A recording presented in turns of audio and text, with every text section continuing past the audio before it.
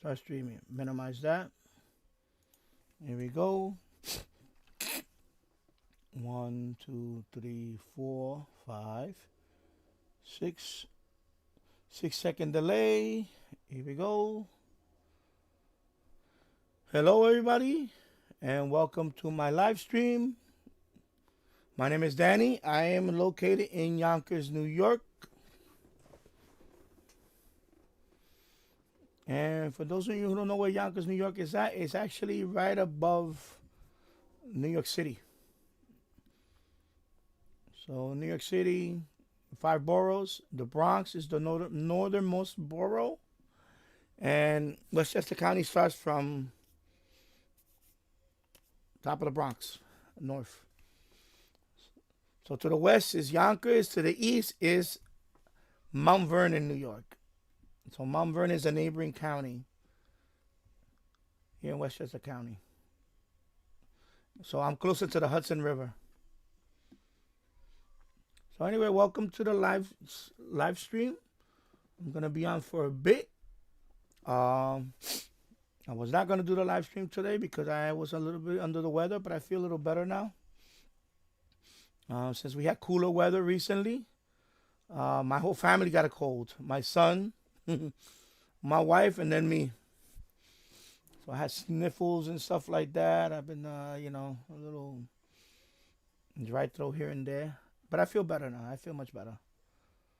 So I was going to come on at 4 o'clock on the dot, but someone decided to clean their vehicle right across the street from where I live at and pump up the volume. So you might hear a little music coming in through the microphone. Hopefully a trickle, nothing loud. And so I was waiting on that. I thought he was going to be done sooner, but I guess he's still playing music. But anyway, show must go on. Show must go on. And anyway, welcome. And I'm just going to... And I figured out what was the issue with the internet. Apparently there's a couple of things, but the main thing is my upload speed. I'm using cable modem service, Optimum Online. That's the service that we have. I'm paying for 300 megabits download. I'm supposed to get about 30 megabits per second upload. Sometimes that drops down to like nothing, to like 1 or 2 megabits. And apparently that's what happened. I did a speed test. I did a few speed tests over the last few days. And I noticed it fluctuates a lot. So, and that's the problem with cable internet. Unlike DSL or fiber, when you subscribe to cable internet, it's like a pool. So everybody gets allocated a certain bandwidth, especially the upload speed. Upload speed is more of a premium. So, somebody must be uploading something nearby that the bandwidth goes all the way down, or unless they're throttling. That was my other thing that I was thinking about. I was thinking maybe they were throttling the speed, because that does happen with download speeds. Well, I never had that issue, but I know people that had that issue. That when they download, for example, they're downloading a lot of movies or other files, the cable company will either send them a warning, or sometimes they just throttle the speed down. And also because it's in the middle of the day. Right now it's what time is it? It's a little after 4:15. So that's another thing. Maybe they throttle the upload speed or something. I don't know. It's certainly not. It's beyond my control. Eventually I would like to get a dedicated line. So that would probably be fiber optic, because at least you get a dedicated line. Plus, it's what they call asynchronous. Okay, I can't even pronounce that word.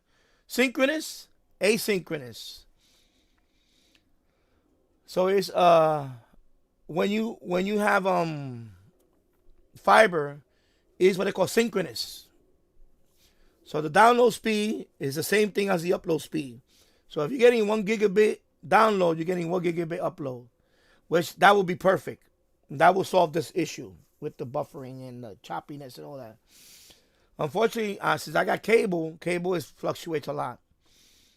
So, because I just rebooted my router upstairs. Before I did this live stream, I rebooted my router. I rebooted the cable modem. And I did a speed test, and that was, my upload speed was over 30. But that's going to fluctuate. I know that's going to fluctuate. I know at some point in this stream, it's going to fluctuate. And plus, my son is upstairs watching YouTube right now on the computer. But that only affects download speed. It should not affect upload speed. But again, this is the issue that I had. Because I went through every step, and it's not the Ethernet cable. I replaced the Ethernet cable. I have a new Ethernet cable on there. It's definitely either they're throttling the upload speed, or it's just overwhelmed, because a lot of people do use cable in this area. I mean, I am in a small city, and there's a lot of Wi-Fi here and all that. So upload speed. So probably excuse me, more and more people uploading. You know, people use TikTok now. They tend to go live a lot on TikTok now. So there's probably more uploading going on than before. Or they're just throttling. Or there's an issue with the cable line. And that's something. But eventually, I would like to upgrade to fiber and have the synchronous. That's confusing. Synchronous is the one. Async is the one that's not. Okay, never mind. Anyway, the one that has the same upload speed with the download speed. Excuse me. So yeah, so that's the issue. So hopefully they don't throttle the upload speed today, or no hiccups, and then we can be fine. So anyway, I wanted to talk about this antenna that I saw recently. I saw a video on it. It's a YouTuber. He's a Japanese. He's from Japan. He's a Japanese guy. So I was looking at this antenna, and it's called the Sula. An affordable unidirectional DX grade loop antenna that you can build yourself. When I first looked at it, it looks more like a CAS antenna, except it's a diamond shape instead of a squishy triangle. It is something I thought about doing it with the MLA 30. What it is, let me show you. I can show you a bigger. Let me see if he has a bigger picture on this one. No, this is not going to be a good picture. Let me see if I can. Anyway, I'm not going to read this whole article.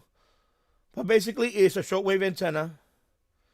And let me see if any of these pictures are bigger. Okay, they're not very good pictures here.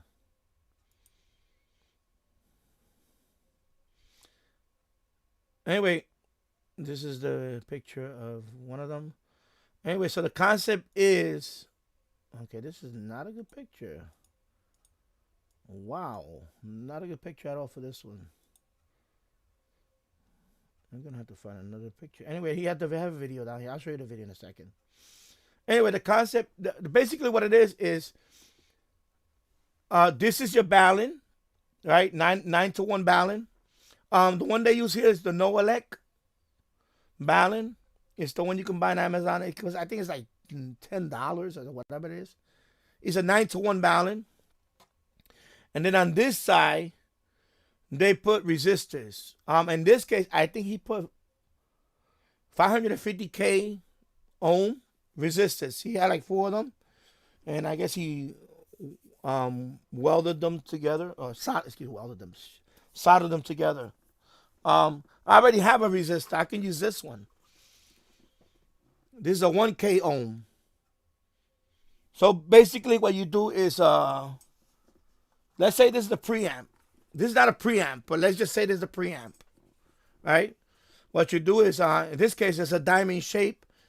So you put your preamp over here, right? You put your preamp on this side. You put your resistor on this side. And then you do the diamond, okay? Actually, in this case, it's going to be this way, the resistor.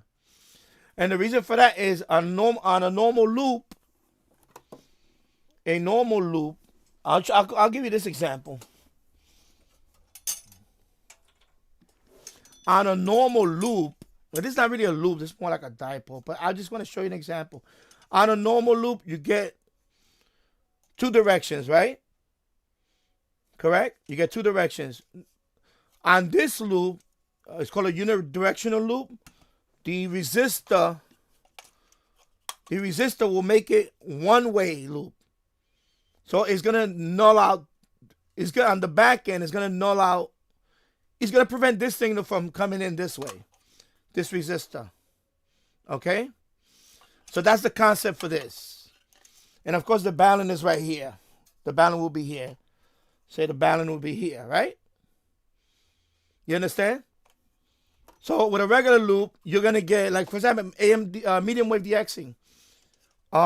Say I want to listen to 770 WABC. No, actually, I don't want to hear the 770. I want to hear 770, but not WABC. I'm gonna point it away from WABC, but I'm also gonna put the resistor. Basically, I want to null out WABC 770 and pick up whatever 770 is coming in. Whether it's, I don't know where, whatever 770 is coming in. Your resistor is going to try to null out the powerful or the dominant signal for that frequency. So you can put the resistor either side. And I believe also you can even orientation. Again, I'm not an expert on this, but that's the theory behind this. That's what I had to learn about the CAS antenna. So basically, it's all about the resistor. Okay? I believe the bigger the resistor, the more, correct me if I'm wrong, that's what the chat is for, the comments after the stream. The resistor is what helps the loop null out the dominant signal. Okay? It actually, they call it termination point. So the loop is one direction only. Okay? I'm trying to fit in the framework here. So it's one direction. This is the termination. Okay? So that's what this is. This is instead of having a big old CAS antenna in the backyard, you could use this if you don't have space. And also, if you live in a noisy environment and you want to null out your house noise, that's another. I read the whole thing. It sounds interesting. This is good for for two reasons. One, if you have an apartment, you want to put your loop on the balcony, but you're still getting noise from the apartment. So you can use the resistor to try to null out the noise from the apartment and just point it to wherever you want to hear. So this will help get null out the noise from wherever. So I'm gonna build a CAS and use this, but now I'm looking into making that the Sula loop. Okay, and you can see this one, and there's a video right here. Of course, this one he has a video oriented this way. So let me play this video because this is let me see if this is the video that I wanna. He has another video. Maybe I'll go to his channel. Let me see what this video is. Let me lower the volume. Well, I really do. So yeah, I can't wait till the next day to find out what new thing is going to be entered into the equation.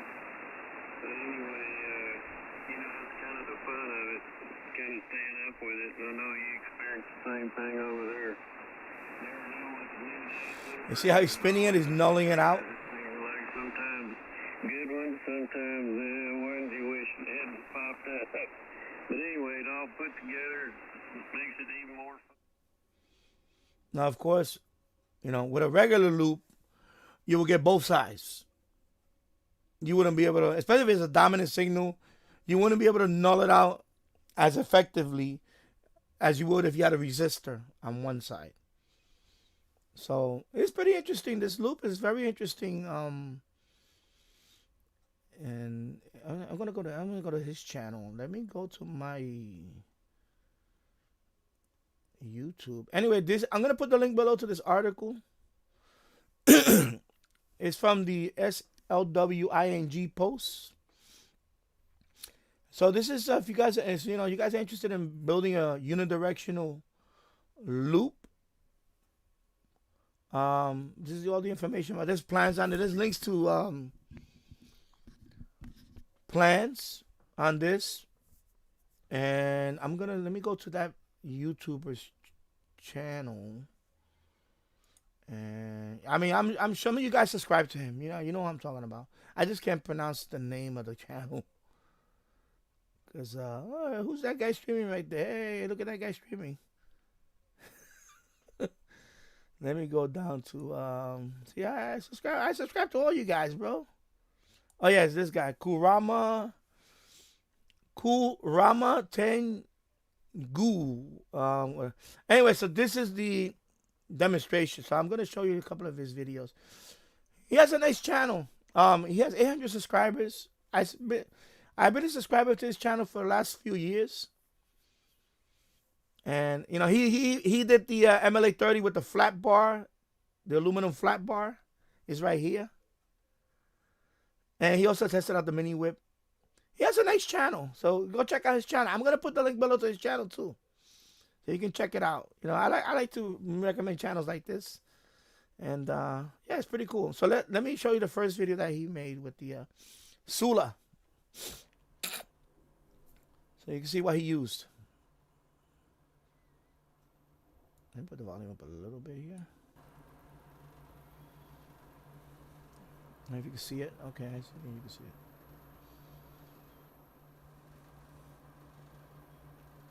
So let me pause it for a second. So that's the Noelec 9-to-1 Balun. Give me a second. I want to see what the price on that is. Okay, Amazon. 9-to-1. No. Okay, 9-to-1 Balun. Excuse me. 1-to-1 Balun right here. There you go. Well, let me see which is the one that comes up. Why is this coming up? Not balloon, Balun. Okay, Hammond. There you go. Whatever. I don't know. Let me see. Yeah, so it's this one. Let me put it up so you can see it. Let me see. It should come up. There's a little delay here. Okay, there it goes. So it's $14.95. Okay, that's the Balun that he's using. Okay, so it's the Balun 1.9 version 1 tiny locals HF and Santa Balun and Unin and okay, and he also has the SMA. So that's what he's using here. Okay.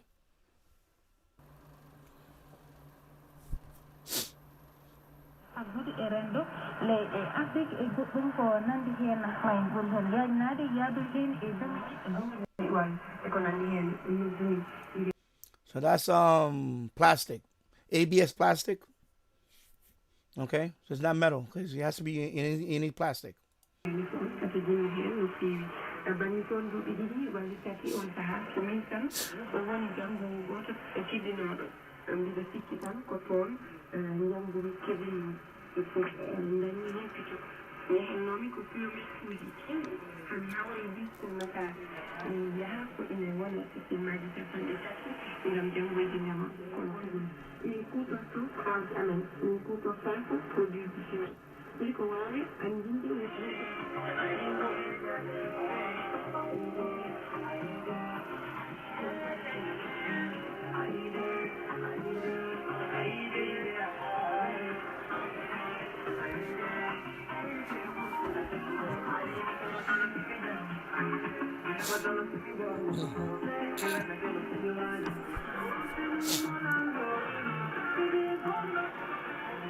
Hopefully I don't get hit with copyright with the music.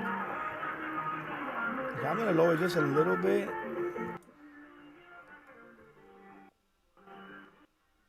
Until you start listening to the radio, then I'll put it on. So that's just clips, like cable clips, wire clips. So you can support the loop wire around the framework.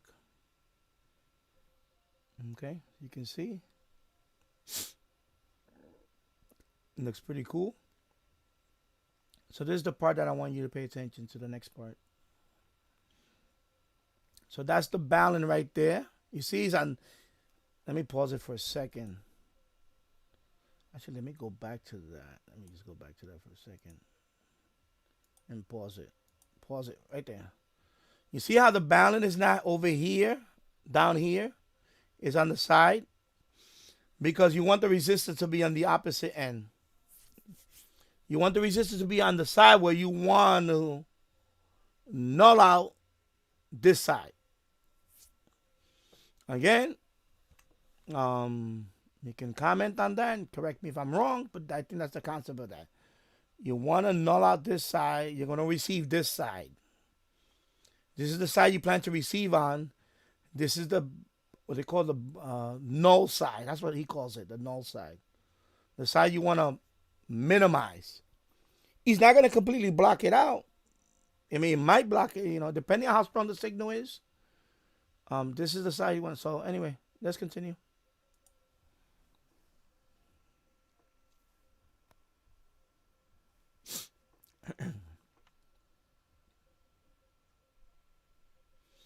So I'm going to put a link to his video, and anyway, let me pause that.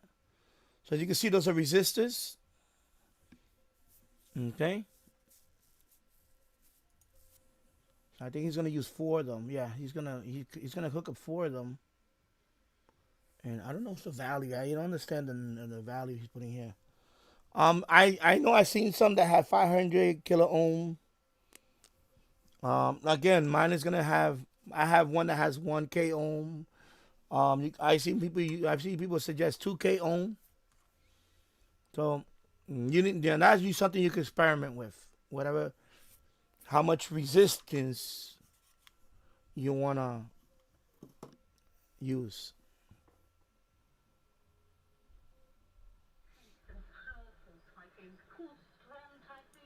And then here he soldered it. Now again, he doesn't explain it because you know, his videos are like that. He doesn't talk.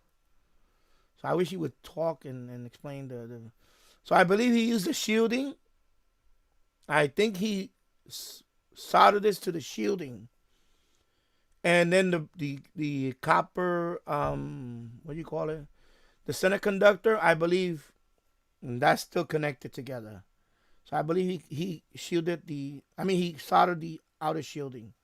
I believe that's what he did. See that? He doesn't explain that here. So that's a part that I don't understand. So maybe he could come on here and comment on it. I don't know, because I know his English. I know he does type in English. He had replied to my comments in English. So let me put the volume up a little bit because I'm getting the noise from outside. It's on a par with a major hurricane, if you will, by comparison. Obviously, the names that we just then he's going to, of course, heat shrink wrap it, cover it. Nowadays, it is just a big charity. So as you can see, heat shrink wrap, cover it. His Majesty King Charles III is actually the Now, of course, here I will have to put some kind of strain relief because I can imagine that SMA connector is not going to hold that. It's eventually going to break off of there. I imagine it's a delightful thing for people to bring their kids to watch. That's the only thing I could see. So I guess he did that and pigtail, and then yeah. And sorry, I'm blocking the see pigtail, and I'm gonna put a link to his channel and this video also so you can see it. So in case you want to try this type of antenna out.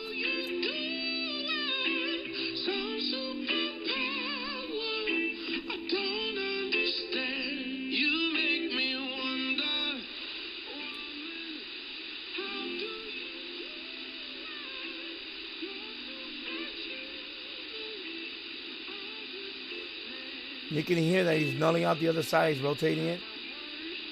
I mean, again, he doesn't explain it here, but I figured that's what he's doing. Okay, so that's the front. So the front, he's getting that medium wave signal.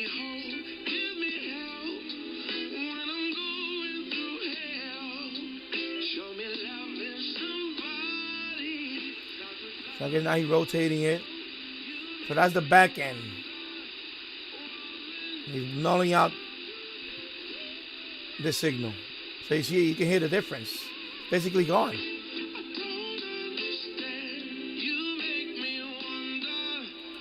All right.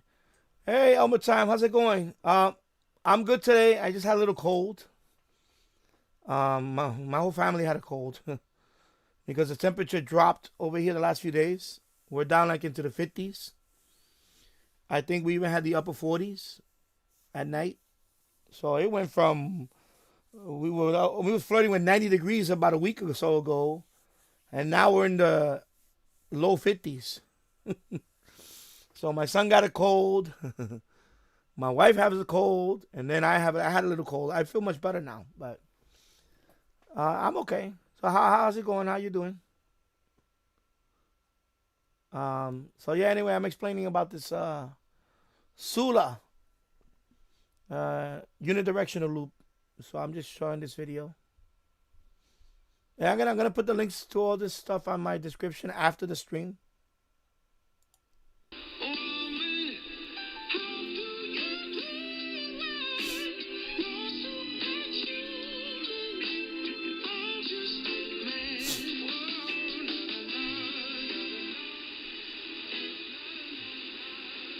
So again, now that's the back end of the loop.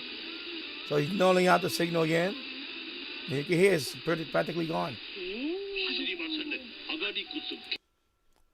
Yeah, it's that time of the year. Yep, exactly. Yeah, long sleeve, jacket weather now. Well, October's a few days away, so, you know. Medium DX weather. So there's another medium wave station that he's nulling out. そうなんです。これただのアガリクスではなくて、アガリクスの王様と言われている栄養バランスに優れた希少価値の高い特別なキノコなんですよ。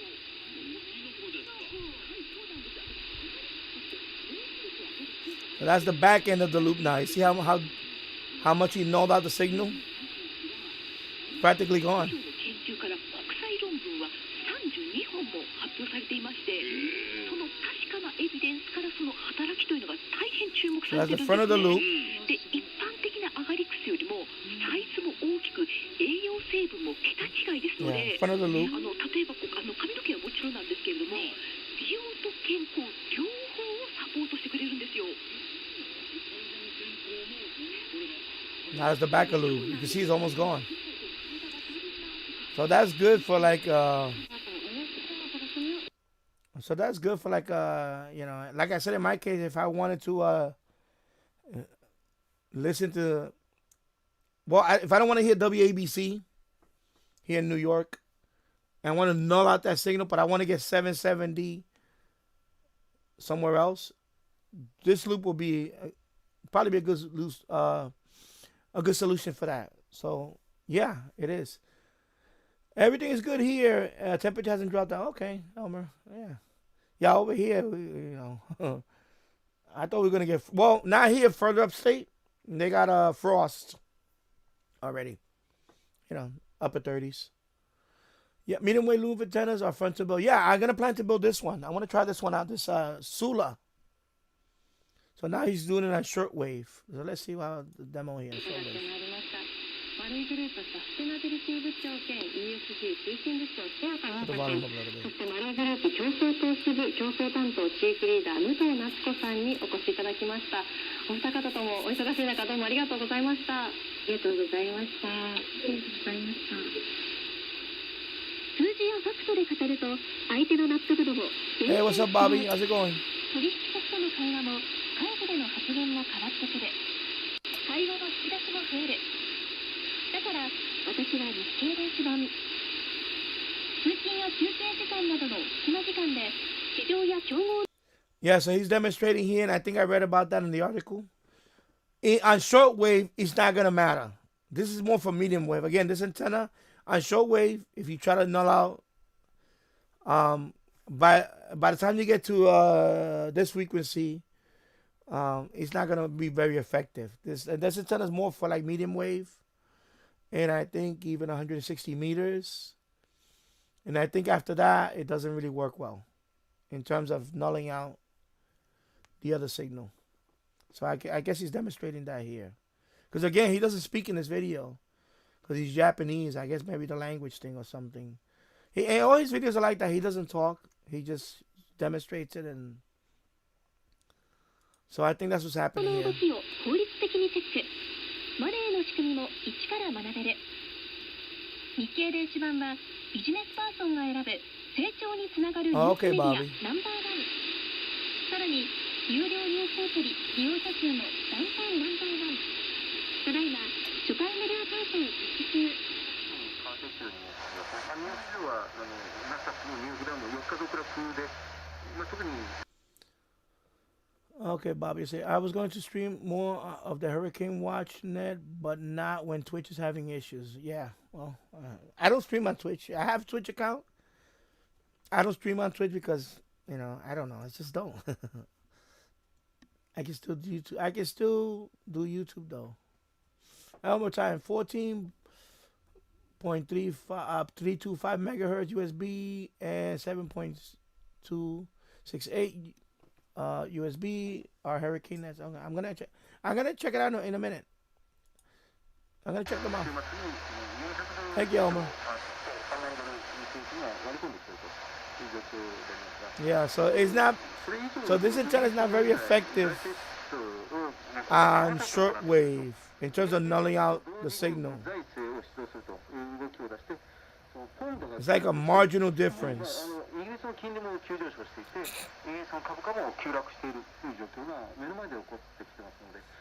Yeah, so that's what he's demonstrating here.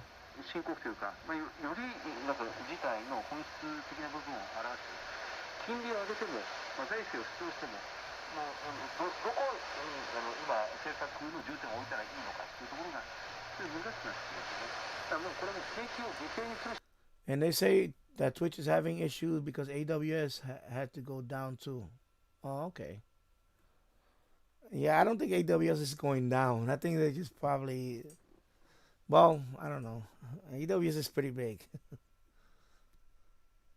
But then again, I was trying to hear, anyway, I'll get to that in a minute. Let me just finish this video.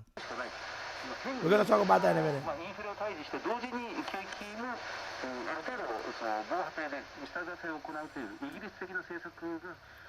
Yeah, so basically, yeah, let me stop it right there. Let me cancel that. So basically, that's the Sula. So his video, of course, I'm pretty sure you guys, hey, Andy Crowley, what's up, brother? How's it going? So his channel's right here. Let me put it up a little so you can see it. I've been subscribed to his channel for the last few years. I'm going to put the link to his channel too because he has a nice channel. He's Japanese. So, when I comment in English, he replies in English. But his videos are, when he does like the MLA 30 mod or anything like that, all his videos are like, he doesn't talk. He just, but I guess, I don't know, maybe because his language or whatever. But, so I thought it was pretty cool. So anyway, that's the Sula. Okay. So again, man, I wish I had a bigger picture. Let me see if there's a bigger picture around here. Maybe I can zoom in. Let me see.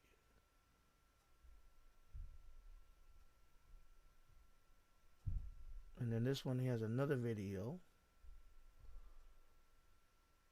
But anyway, let me hear this one. The Valnet.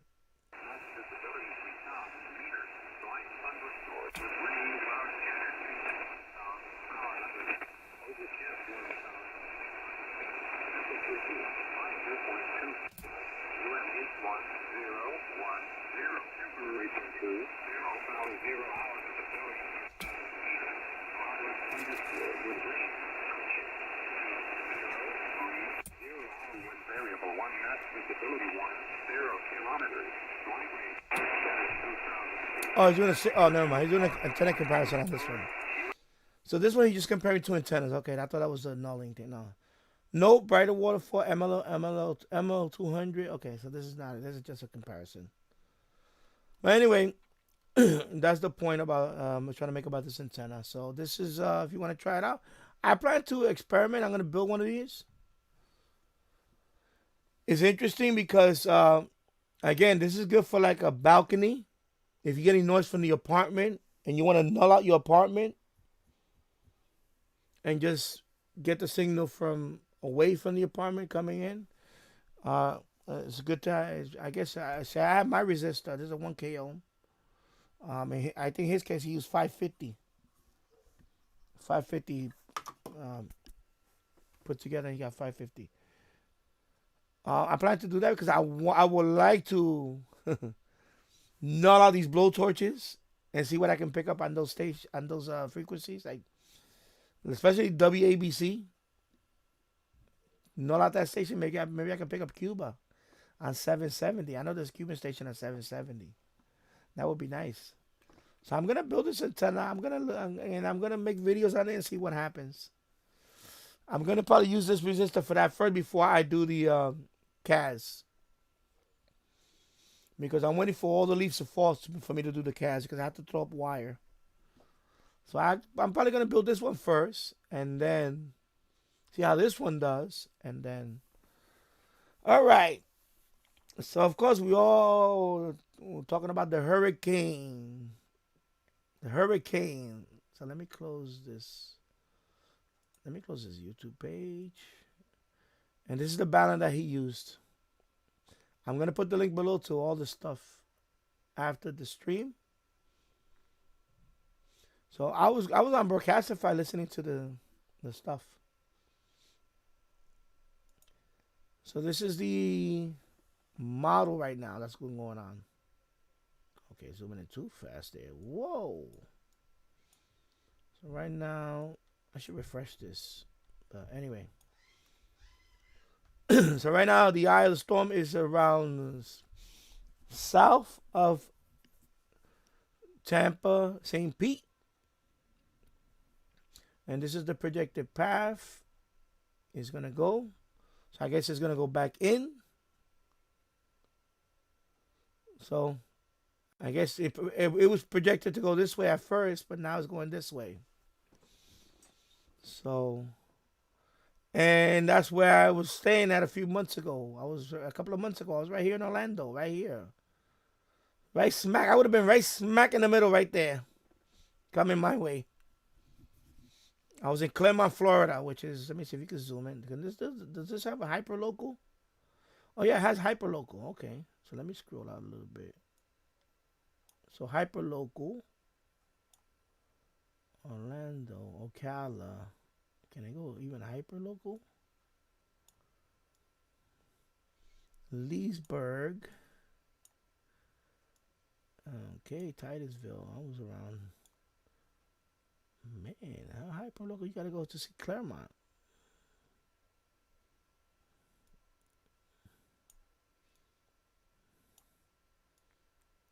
Trying to see where Sanford. That's where the auto train.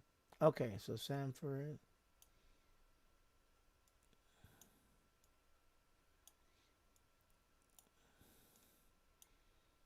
Oh, Claremont, right there. Oh, right there. Okay, Claremont. Hey, Andy, W7HU is there. Okay. So Claremont. So that would be like, yeah, right there. Wow, it'd be right there. So my sister-in-law's home is right there in Claremont. Okay, so that's where it's heading. It's heading down this way, and then it's supposed to go up this way. It kind of reminds me of was it Ida? That came up this way, and when it hit New York, it was over here, but it was a tropical. Not even a tropical storm. It was already just the remnants of it. We lost power for 3 days. 4 days? It was 3 days. Three. Yeah, 3 nights we lost power. And when Ida knocked out a whole bunch of trees, and the trees, I guess, knocked out the power line, and boom, for 3 days I didn't have power. And that was like in August. It was like in the middle of the summer. I remember it was hot, so no air conditioning. I mean, I had my generator. I had my generator running. I only had one generator at the time. Now I got 2, But that's I only had one generator. So I would run that generator all day. And then at night, I would give it a break. I would shut it off around 10 o'clock in the evening. I would shut it off because, cooler. Night it's much cooler in the evening. I would just shut it off at night, and then we had candles and whatever, and we all went to sleep. It was fine. And early in the morning, I get up, fire up the generator again. And it was fine. 3 days. Of course, it was the middle of the summer, DX, medium DX, not that great, but hey, I was trying. I was up late listening to the radio. I couldn't pick up anything new, so. But yeah, so yeah, it looks like the same pattern. It's the same pattern. It's gonna come up this way.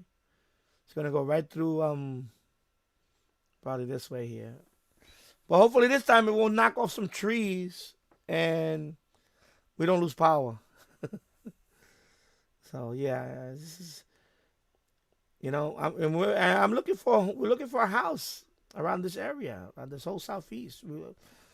I looked into North Carolina, South Carolina, Georgia, and Florida, but my wife can't make up her mind. So my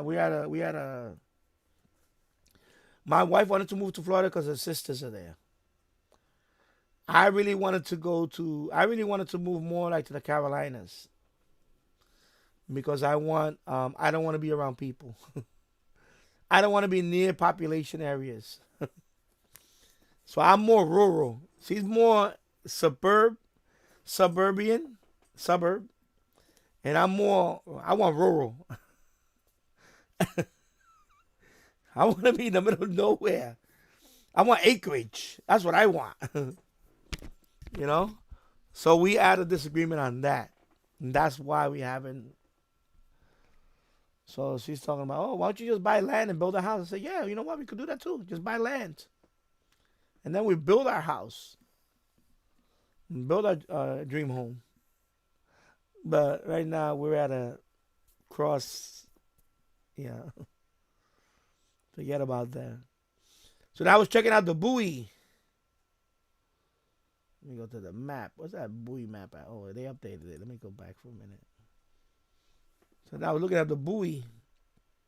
So that one is going to be... Well, this one's too far out. Yeah, but you can see the swell already. Oh, my God. Yeah, you can see the swell already. So that's the buoy off the coast of Tampa. If I can zoom in. Yeah, it looks... Wow, look at the sky. It's dark. Look at the swell. Yeah, it's looking a little rough there. So that's why I wanted to show the buoy cam in the middle of a storm. But the other one looks darker. The one that I was showing, the one I was just looking at earlier, which is this one. On the other side, because that's the only buoy. I'm surprised they have more buoys in Florida. No buoys, that is. That's it, just these buoys here? Wow. So this one is Cape Canaveral, right? Oh, wow. It went down. It's just this one now. Yeah, no more image. We were just showing images a little while ago. And it was dark. The sky was dark. So that's Cape Canaveral buoy. Yeah, so now it's like no image. Anyway, I'll check up on it again in a few. Yeah, so Cuba, because I was on another stream, the DX Central, the night before, and we were monitoring Cuba. And they went down. All the shortwave station went. I don't even know they're back up. Are they back up? Because I know they had a power outage. Even last night, I heard that on the news too. That they had a total power outage. Hey, Jerry DX, what's going on? So they had a total, like what happened to Puerto Rico a few years ago with Maria. They show a satellite image of Cuba at night, and it's all dark. It completely went dark. Only in the capital, it was a little bit. So I wonder if they're back up. Wow, that's interesting. Anyway, let me see what's going on. Let me load this.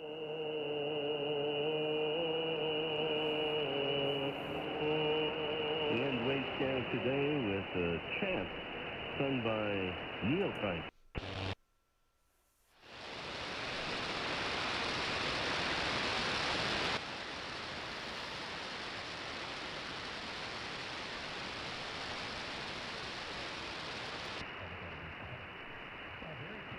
So Cuba is not at all. They're offline. Right? Cuba's offline. All of right? Look. Nothing. Wow. Yeah, I saw the image last night. DX Central, he put the image up, satellite image. Let me see if I can find the satellite image actually. Yeah, that's wow. They're down. They're really down right now. Like no power at all. Let me see. What can I put? Satellite image of Cuba. Of Cuba. Cube. What the hell's wrong with me? At night. And they was just showing it. No, not stock photo. It was I forgot where he went to. He showed it. I can't remember which one it was. Because it was like, nah, see how it is here? Let me see if I can show the very good picture. It was like, it wasn't even like this. It was all dark. See how Havana's all lit up? Of course, this is the rest of the country. It's all dark. I wish I could find that picture right now. If somebody find a picture of me, they just let me know. Put it on the, oh, actually, you know what? Let me, okay, never mind. I'll find it. But yeah, you can look it up. It's dark. The whole cube is wiped out. Because I guess the power went off over here. Because the hurricane went this way. And it knocked off all the power distribution. And that was the end of that. And wiped it out. So right now, Cuba is down. No radio coming out of Cuba.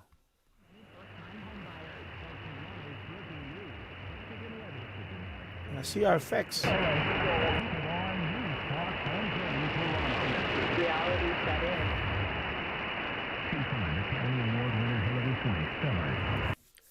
So that's CR effects, of course. Yeah, but Cuba is, wow, dead in the water right now. Wow. Yeah, that's, what is it? Oh my God. Oh my God, why am I doing that? I hate, clear, bro. Let me see. Anyway, I'll look it up in a minute. Yeah, so I'm trying to see what other station, but yeah, they're really gone.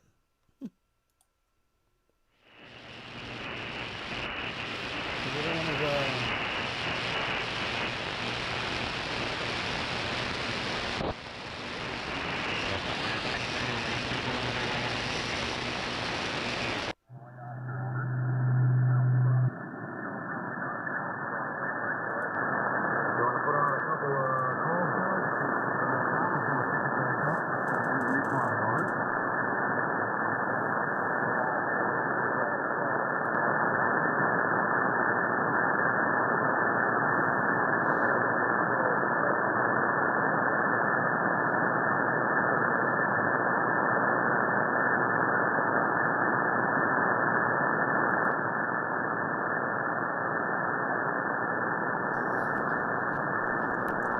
Switch antennas for a minute. I'm gonna put my loop, I think, is facing plus it's, I'm gonna put the copper loop. Let me see.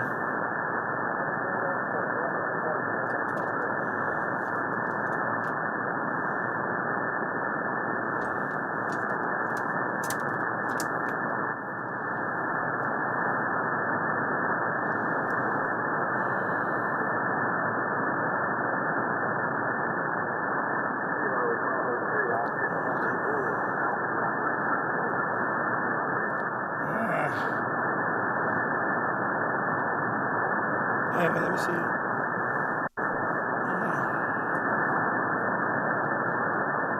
I'll do some.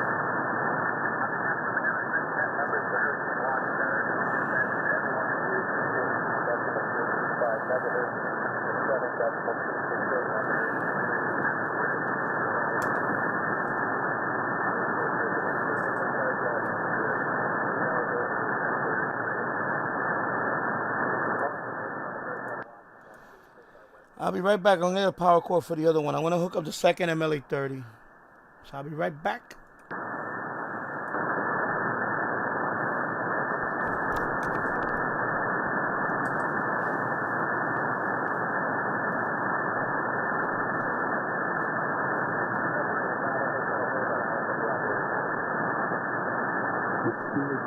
DHL here, Doug. Go ahead.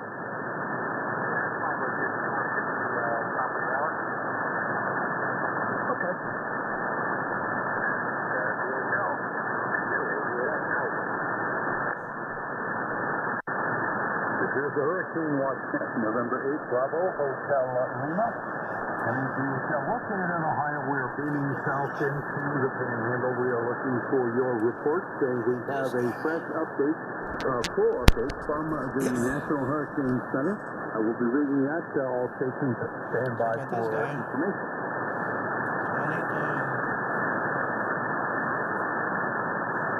This is Hurricane Ian, advisory number 25. Copy 5, issued at 5 o'clock p.m. Eastern Daylight Time, that's now. And Ian is battering the Florida Peninsula with catastrophic storm surge, winds, and flooding. New watches and warnings are issued for North and South Carolina. Summary of 5 o'clock p.m. data. So the location of the storm is 2.6 decimal 9 north, 8.2 decimal 0 west. That's about 5 miles east of Florida, Florida. About 120 miles, 190 kilometers south-southwest of Orlando. Maximum sustained winds are still 140 miles per hour, 220 kilometers per hour. Pressure movement to the north-northeast on a heading of 20 degrees, and it has slowed down now to 8 miles per hour. Minimum central pressure 945 millibars, or 57.918. We have changes with this advisory. Stations in the Carolinas that have been listening along with the net, listen up. A storm surge watch has been issued north of South Santee River, South Carolina, to Little River Inlet. The tropical storm warning has been extended northward to Surf City, North Carolina. The tropical storm watch has been issued from north of Surf City to Cape Lookout, North Carolina. This storm surge warning has been discontinued for the lower Keys, and storm surge watch has been discontinued for the middle and upper Keys. The tropical storm warning for the Florida Keys and Florida Bay have also been discontinued. Here's a review of warnings and watches that are in effect. In addition to those changes, a hurricane warning is in effect for the Choccolosky D'Angeles River, including Tampa Bay, Sebastian Inlet to the Flagler Volusia County line. A storm surge warning is in effect for Suwannee River southward to Flamingo, from Tampa Bay, the Flagler Volusia line to the mouth of the South Santee River and St. John's River. It's also in the state. A tropical storm warning is in effect for Indian Pass to the Anacostia River, Flamingo to Sebastian Inlet, Flagler Volusia line to Surf City, Flamingo to Choccolosky, Lake Okeechobee, Bimini, and Grand Bahama Island. A storm surge watch is in effect north of South Santee River to Little River Inlet and Florida Bay. A hurricane watch is in effect for Flagler Volusia County line to the South Santee River, including Lake Okeechobee. A tropical storm watch is in effect north of... Yes, I had to install my second MLA 30. This is a stock one. This is the one that's by the garage. So I'm gonna switch it there now. Let me see if I can. Let's see. Oh, that one is just noisy. Oh my God. Yeah, that one is not cutting yet. Wow. Sorry for that. At 5 o'clock Whatever. p.m., Okay. the eye of Hurricane Ian is located Let me near see. latitude 2.6.9 All right. and longitude 820 Okay. west. Yeah, I'm switching to antenna B. That's the stock MLA 30. Because that one is pointed. Actually, because the other one is actually they got the 3 turns of wire. So as you go higher in the bands on shortwave, it doesn't do very well. So it sounds a little better.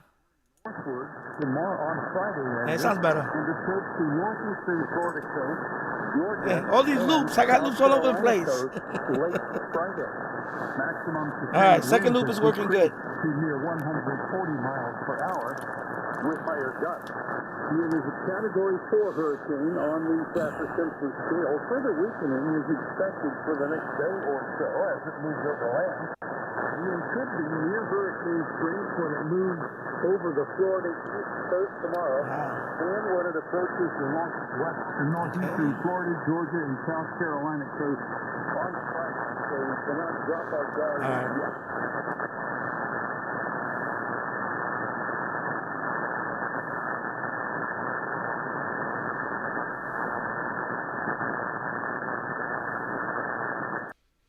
So right now it's a Category 4. I just actually it's been there for a while. Okay, I just got the alert. Wow, Category 4. Wow, holy moly. Category 4. Yikes. Force winds extend outward up to 175 miles. A weather flow station in Joseph recently reported sustained winds of 95 miles an hour and a gust of 100. Jerry, which one are you listening to? Is this frequency or the 20 meter? Is it? Yeah. Because I'm going to just put 2 frequencies up. I'll probably go to the 20 meter one next. Let me just. 7.91 inches. This is the Hurricane Watch, November 8 Bravo Hotel Lima. Let's talk about storm surge and other effects and hazards affecting land. The combination of storm surge and tide will cause normally dry areas near the coast to be flooded by rising waters moving inland. The water could reach the following heights above ground, somewhere in the area if the peak surge occurs at the time of high tide. From Englewood to Bonita Beach, including Charlotte Harbor, 12 to 18 feet. From the middle of Longboat Key to Englewood, 6 to 10 feet. From Bonita 27 inches of rain? Wow. Okay, HWN, S10 plus here. Okay. Yeah, wow, 27. Yeah, well, it's a Category 4, so it's just, that means it's not good. You know? Wow, Category 4. Yikes. 3 to 5, St. John's north of Julington, 3 to 5. St. John's River north of, south of Julington, 2 to 4 feet. East Cape Sable to Cardstown Bridge, 2 to 4 feet. South Salem Key to Little River Inlet, 2 to 4 feet. Patrick Air Base to Flagler Volusia County Line, 1 to 3. East of Little River Inlet to Cape Lookout, 1 to 3. And Dry Tortugas in Florida Keys could still see 1 to 3 feet surge. The deepest water will occur along the immediate coast near to the right of the center of the storm, when the surge will be accompanied by large waves. Surge-related flooding depends on the relative timing of surge versus tide, of course. Catastrophic wind damage is likely near the core of Ian. Hurricane conditions are ongoing within the hurricane warning area now and will slowly spread northeastward through the day. Hurricane conditions are expected to begin along the east coast of Florida in the hurricane warned area starting early tomorrow. Hurricane conditions are still possible in the hurricane watch area on Hurricane Blue Lake Friday. Tropical storm conditions are occurring in parts of the warning area on the east coast of Florida and could spread northward through the northeast Florida area, Georgia, and South Carolina, all along this tonight and tomorrow. Tropical storm conditions are possible in the tropical storm watch area starting on Friday. And finally, the rainfall predictions are important since Florida has had a lot of rain leading into the storm. For the Florida Keys in South Florida, 6 to 8 inches of rain with local maxima up to 12 inches. For Central and Northeast Florida, 12 to 20 inches of rain with local maximas up to 30 inches. Coastal Georgia and low country South Carolina, 4 to 8 inches with locals of 12. Eastern Georgia and coastal South Carolina, 2 to 6 inches with local maxima of 8 inches of rain across western North Carolina. Widespread catastrophic flash and urban flooding with major to record flooding along rivers is expected to continue across central Florida. Widespread, considerable flash, urban, and river flooding is expected across portions of northeast Florida, southeastern Georgia, and eastern South Carolina later this week through the weekend. Locally considerable flash flooding, urban and river flooding is possible this weekend across portions of the southern Appalachians, with limited flooding possible across portions of southern mid-Atlantic.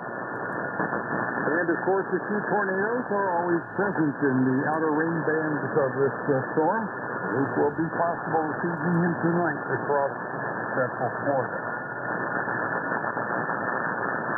That is the official 5 p.m. bulletin number 25 from the National Hurricane Center for Ian.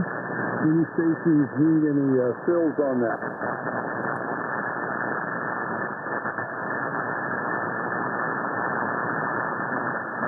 Nothing heard. This is the Hurricane Watch Net. Are there any EOC partner shelter stations wishing to check in? Please call.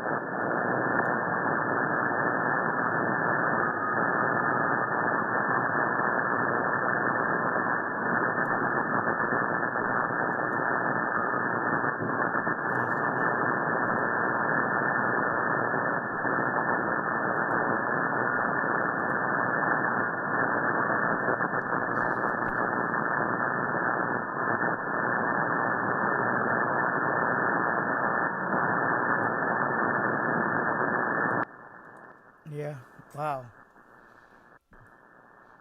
That's a lot of, oh my God, 27 inches of rain. Let me try the other station.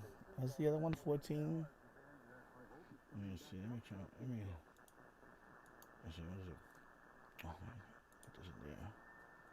14. And then, what is it? 325. Okay, that's not going to work. Okay, you know what? Okay, clear, bro.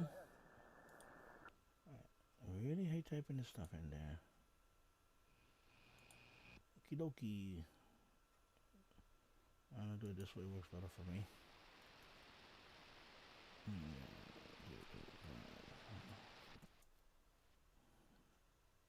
What the? Okay, here we go. Alright, there you go.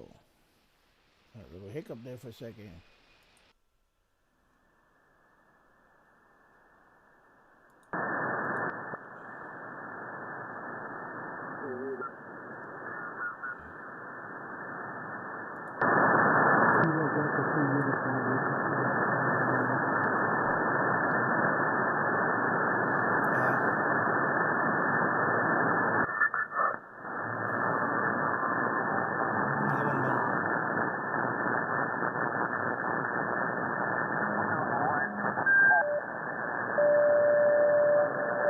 Go ahead.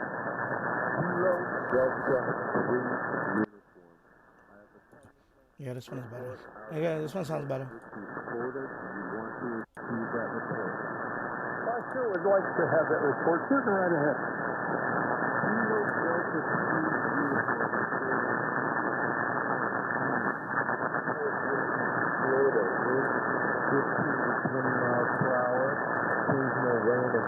band passed through.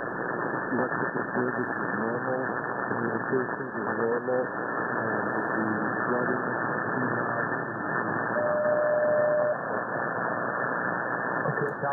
All right. Now I want to try the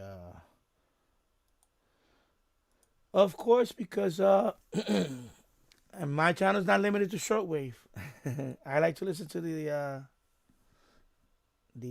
let me see. Of course, Broadcastify, you got the you know, VHF, UHF, you scanner stuff and everything. I usually browse the feeds. Although I should mean the top feeds. You know what? The top feeds. What am I saying? The top feeds. And I actually listen to this stuff too. Sarasota. Last time I checked Sarasota, it was everything was, even though it says online, everything was. Let me try it again. Let me see what comes up. Sarasota. Because that's right there. So Sarasota. So these are all the incidents that just happened. And these are the feeds. Okay, so they're, yeah, right now, this one is down. This one I think is down anyways. Even though it says online, I think it's down. Let me lower the volume.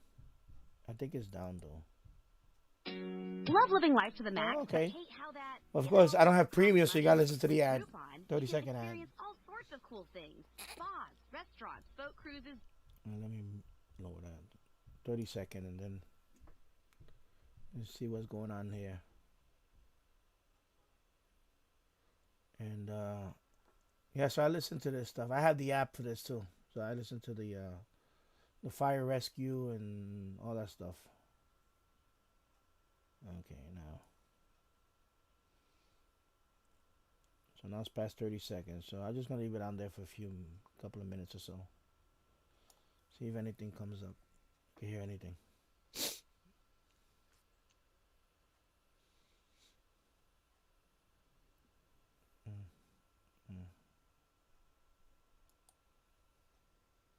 Yeah. So that's another thing I do. I like to go to these feeds and hear the what's going on. Now right now nothing much going on this one. Let me try another one. It's only been a minute, but let me try another one. This is a repeater. And maybe there might be something, maybe there are people talking right now on it. Of course, again with the ads.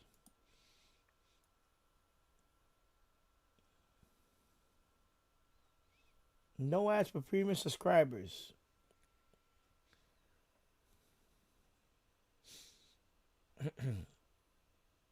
Yeah, nothing going on there. Let me try Manatee. Or actually statewide. Let me do the let me see the repeater thingy. And over here, let's try that one. So SARNet is a network of 35 to 40 link UHF voice repeaters and serve the state of Florida. Okay. So if you want to listen to the Florida repeaters, right here. And so far, nothing right now. I can let it run in the background.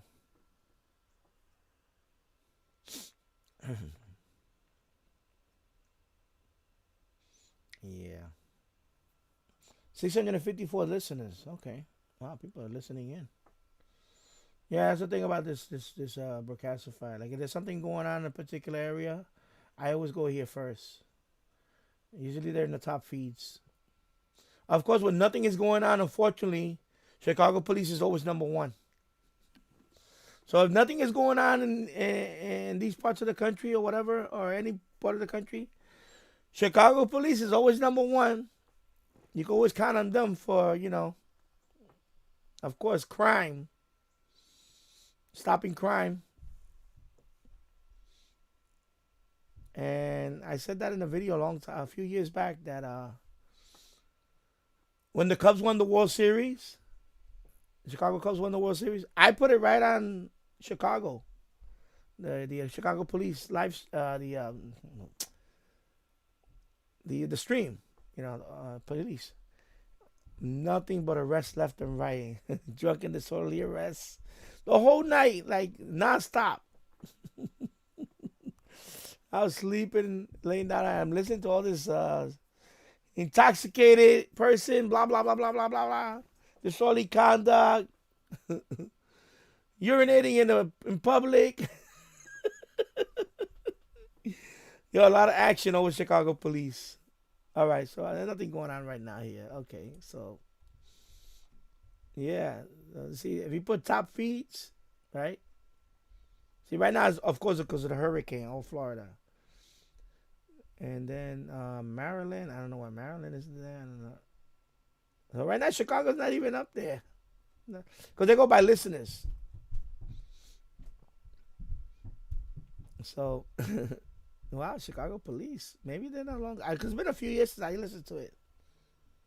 Is Chicago police here at all? Wow. Unless they're gone. Well, no, that's Indiana. Never mind. Yeah, wow. New York City police. I mean, New York City fire is here. 187 people. What the hell's going on in New York? Sometimes you can find out. You click on it. And then you read the this stuff, the incident, whatever happened. See this one. Oh, okay. Perp chase. Excuse me. Perp search chase.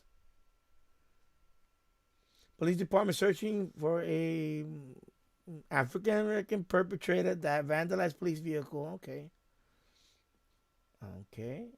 Is it like a protest today? Wow. I wonder if there's a protest on or something in Manhattan. I don't think. I think this is okay. Staten Island, Hispanic male perpetrator, denim jacket, wanted for assault, level 1. Okay, okay. So this is all the stuff that you can read. The let me scroll up.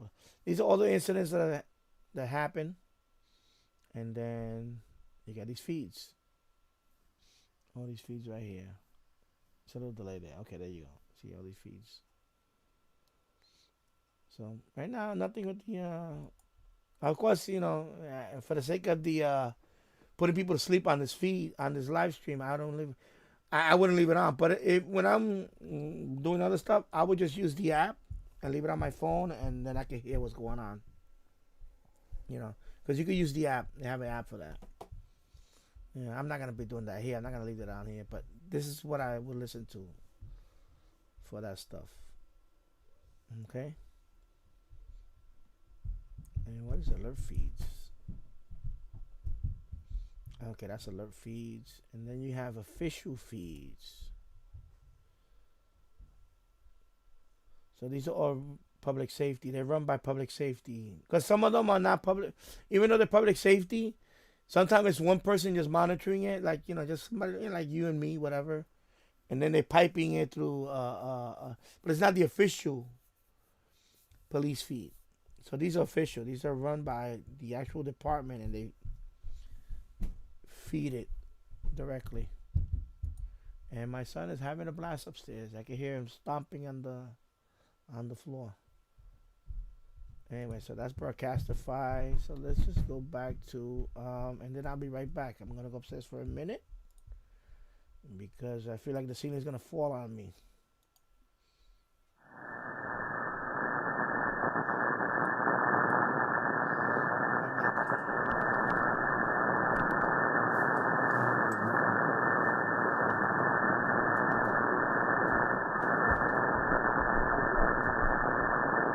Can somebody pick up that relay? Over.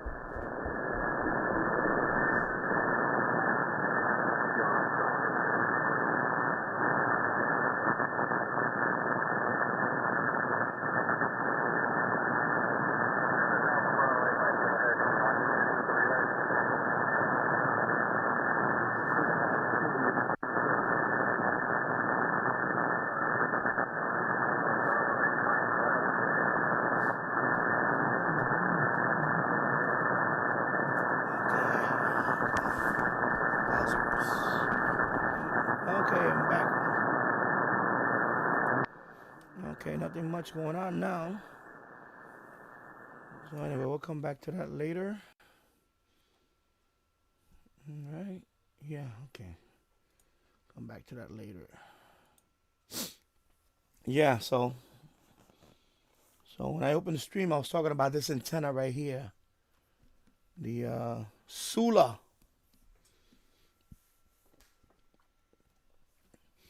So anyway, what we're looking at right now. Let me scroll up here for a minute. And now we're in 15. Yeah, so I was on another channel 2 nights ago, DX Central. He's a medium wave, he's a AM FM DXer. So he's been doing live stream the last few nights, monitoring, first he was monitoring Cuba, shortwave and medium wave. So I was in his chat. Keegan was there too.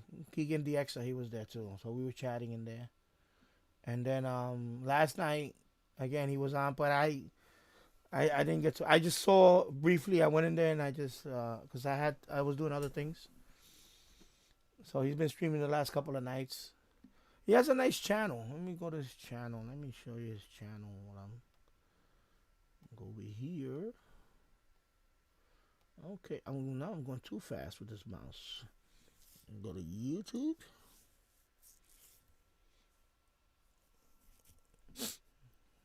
Okay, and hey, who's that guy right there streaming?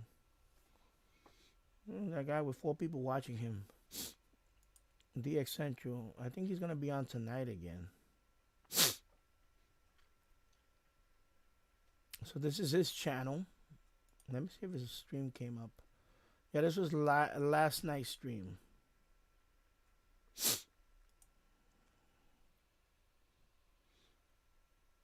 Radio Felicidad. Would love to have a shot at some of these other. Let me just mute it for a second. So this was his stream last night. He has a antenna set up. He has a few SDRs. So he was trying to monitor Cuba and stuff like that. And so there was a few of us in there. So his channel is medium wave and FM DXing. And he has like challenges every week and stuff like that, which is pretty cool. I started following him a couple of months ago. So I like his setup, things like that. This is why I want to buy the Perseus SDR, because of this software right here. It's called Jaguar.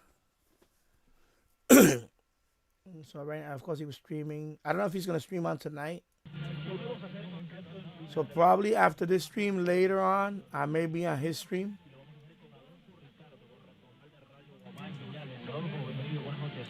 I have it up on the channel here. Anyway, so that's his channel. I'll put the link in the description for his channel. You can just search for it too. DX Central. Right now he has 924 subscribers. When I was following his channel, I believe he was under 800. So he's getting subscribers now. He should be over 1,000. His channel is, his channel is like very professional. Yeah. He has a studio and everything. I think the guy used to be a radio guy before that. He worked in the radio industry. But anyway, if you're into medium wave DXing and that type of stuff, it's another channel you can look into. His channel's a good channel. So I definitely recommend his channel. That's where I learned about the CAS, because he explained it like nobody else explained. There's people that have CAS antennas, and they post a video on and they show their CAS antenna, but they don't show how to build one or how it works. He's the only channel that did that. He built it and he showed you what it does. And that's why I subscribed to his channel, because of that. Because he's the only person that did that. So I was like, okay. A lot of these channels, they post videos on antennas and they don't tell you how it's built. They don't even explain to you how it works. So what's the point of posting the antenna? or the video of the antenna. You want to show off the antenna. Yeah, you're getting good reception, but you don't share how you build it or how it even works. So, and that's why I was like, when I saw his videos, I told him, I said, you're the only person that explained how a CAS antenna actually works to the T. This is the only channel out of all these medium wave DXs that has CAS antennas and whatever. They've never explained to you how they get the signal. You know? I don't know. I know some of them don't like that. I know some YouTubers don't like to talk on their videos. But it would help if you could explain how your antenna is working. You know, not everybody watches the video. Don't assume that they know what you know. Or, you know, I try to explain people. Hey, my Radio DX, how's it going? Good to see you. So that's why my Radio DX, he is right there, medium wave DX. And so this guy, he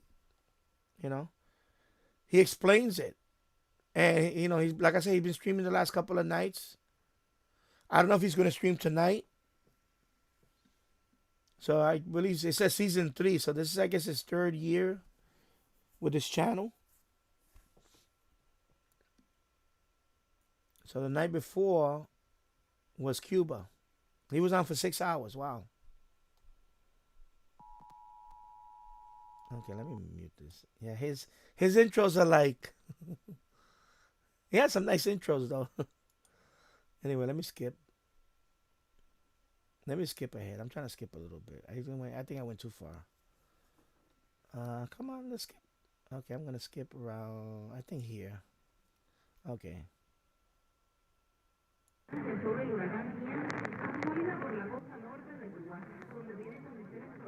So the night before, you know, he was monitoring Cuba. The medium wave and shortwave, we were monitoring Cuba until the power went out completely.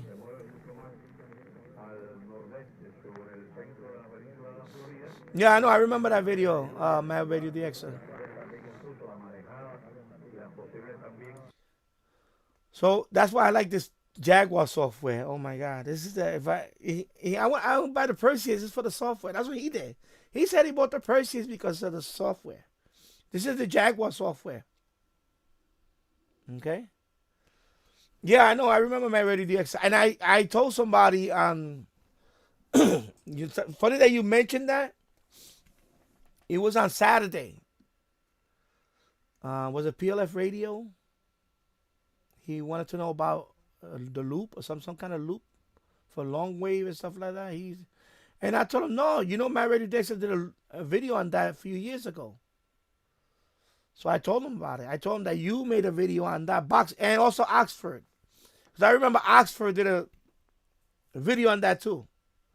The medium wave, long wave box loop. I think he's a cardboard box. That's what you did too. I know. So yeah, because I got the idea from another YouTuber, and I did one with a milk crate, with a square milk crate. It was smaller though. It's not as big as smaller one, but for medium wave, it wasn't for long wave. But I had it somewhere around there, and I never. So I wound up using. Let me go get it. I'll be right back. I want to talk about that. Where did I put that antenna at?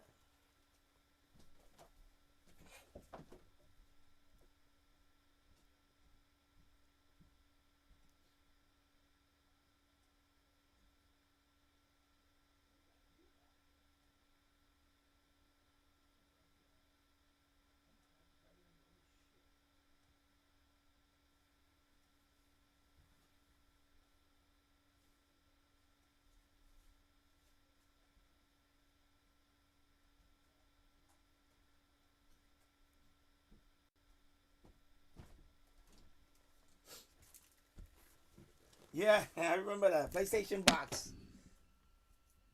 Yeah, I'm glad you reminded me about all this. So you did the one with the cardboard box, right? The PlayStation box, PlayStation 3. Yeah. So I told PLF about it. I said, My Radio DX did a video on that. So, and no, I said, no, my bad. It wasn't. I said Oxford.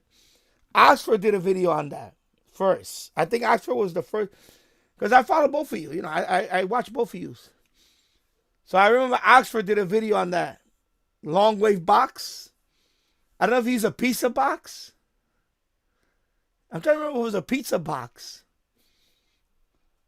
So he did one with a box, same thing. And then you took it to the next level, or you did yours first. I forgot. I know both of you did the box. So then I tried it with a milk crate. It was kind of, so I scratched it. Then I saw another YouTuber. He gave me this idea. So I made this one, but it's falling apart now. I have to tie wrap this and secure it.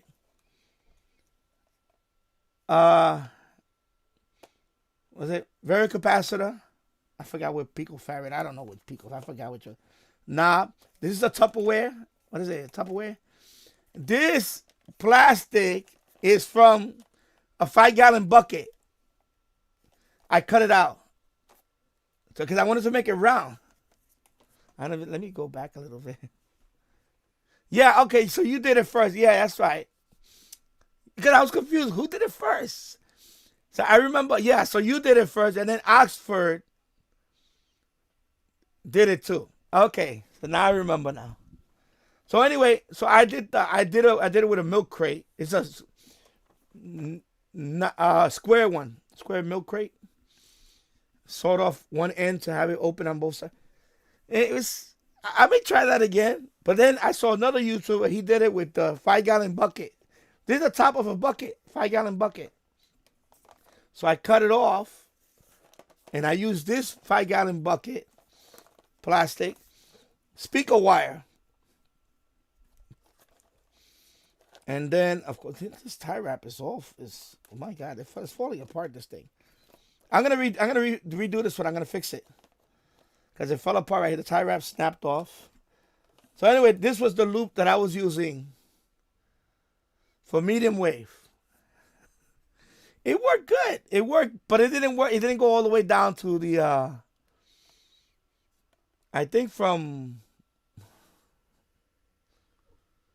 what it was. I think it doesn't work well below 700 kilohertz. I think this works better from about 800 or so up to 1710. The higher band on medium wave, this worked well. This worked really well. I used to this with the Grundig 800. I got videos on this one. And it worked well. I need to fix it. Maybe I need to, I'm probably going to get rid of this wire, put thinner wire, and so I can have more turns. And see if I can get down to, not long wave, but at least I can cover the whole medium wave band.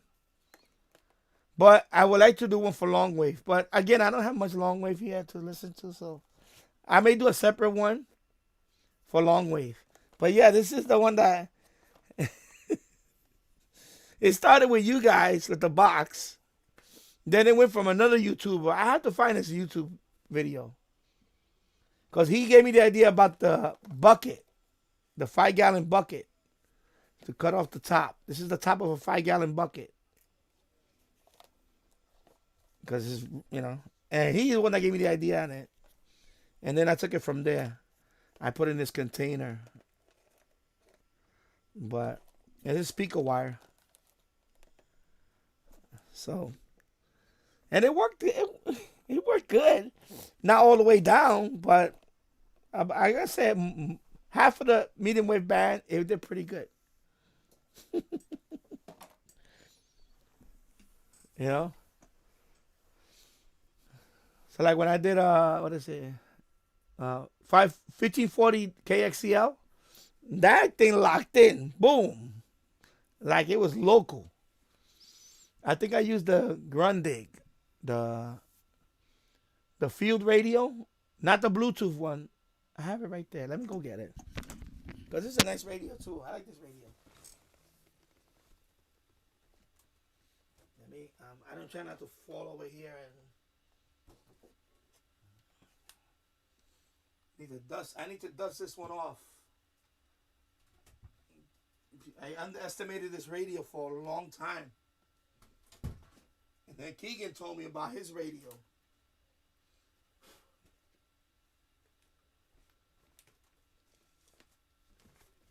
Because I saw Keegan. I went to Keegan's channel. And he used this radio, but his has the Bluetooth.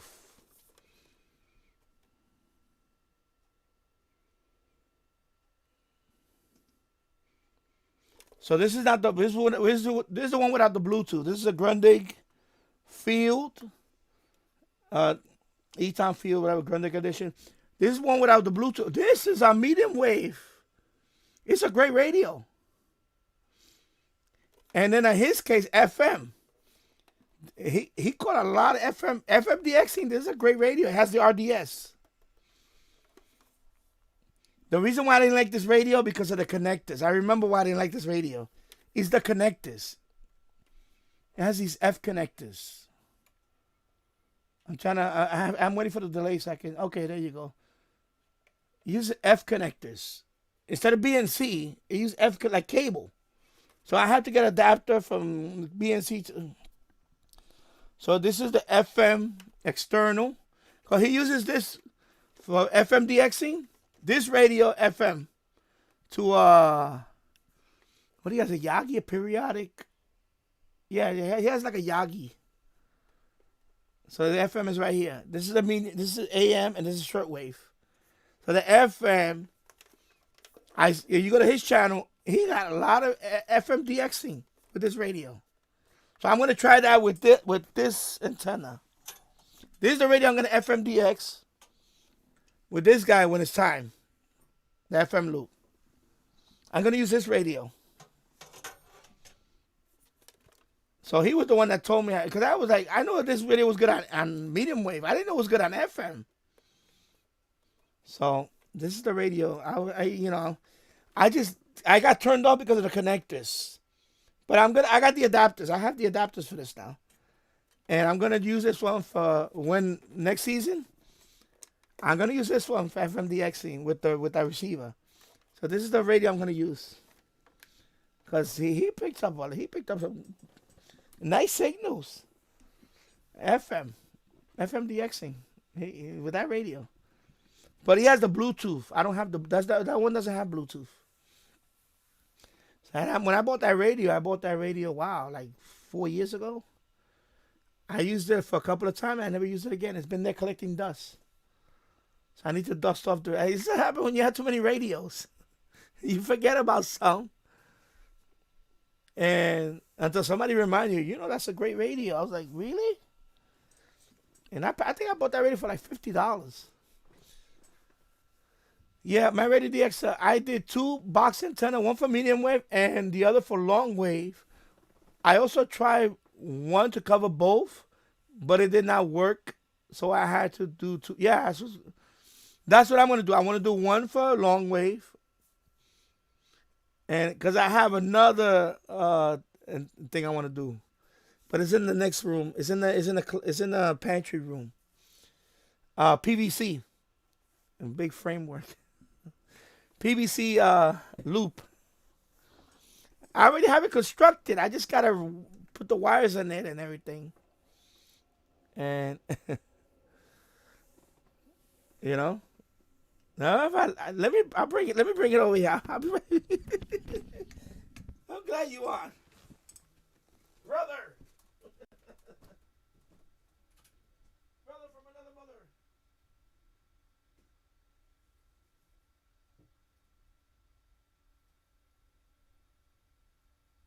Oh my God, it's so dusty. Let me shock people. Shock. Well, I don't want to. Oh my God. Let me put it right here. I don't want it to fall. Okay, stay right there. Yeah, so this is the one I was. I'm going to hold it up. It's like a big X. This is the one I was building. PVC. All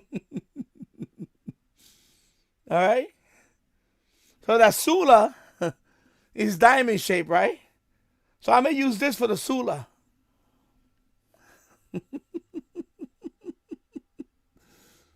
Yeah, I already glued on. It's all glued together. I was going to use this for longwave. So I know it's huge. Some monstrosity. Yeah, so let me put that right there. I don't want it to fall on my... All right. Okay, I got all these wires here. Hold up. My chair is going to run over all these wires. Not a good thing here, people. Okay. Let me tuck in that wire there. All right, hold on. Let me tuck in this wire here. It's kind of branching out a little bit. To organize this stuff, man. So I don't want my wheel. I don't want my wheel running over the wire.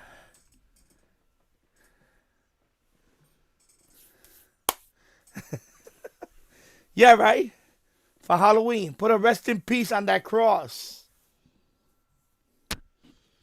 Because I used to decorate the backyard with the Halloween stuff. I could have put that as a cross and put the rest in peace in the middle. And people would look at it, hey, what the hell is that? That's a cross? Yeah, that's a cross. But it's also an antenna. And Matt Rady said, that size will surely work for longwave. Remember, the Wellbrook is also a big antenna. Yeah.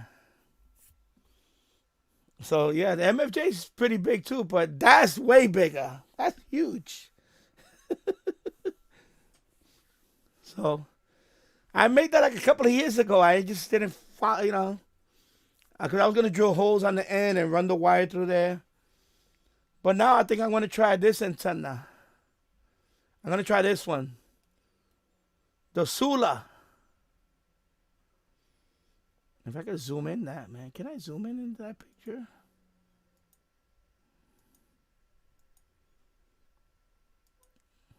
No, it's not going to get any bigger than that. Anyway, that's the Sula. So you got the 9-to-1 barrel in here. This is a resistor. So it's directional. So I was thinking about making that first with this framework for medium wave. A medium wave DXing. A 9-to-1 barrel, and I have one right here. I don't have that Noelec. I don't need that one. I have this one. Let me see. That's a 1-to-1. 9-to-1 right here. 9-to-1 balance right here. So I can put that on one end of the loop. On the other end, I got my 1K ohm resistor with that framework. I got my Sula right there. Right? Amplifier. You could use a preamp. I'm thinking about what can I use for a preamp? Give me an idea. So yeah. So I can use this one, 9-to-1, right here.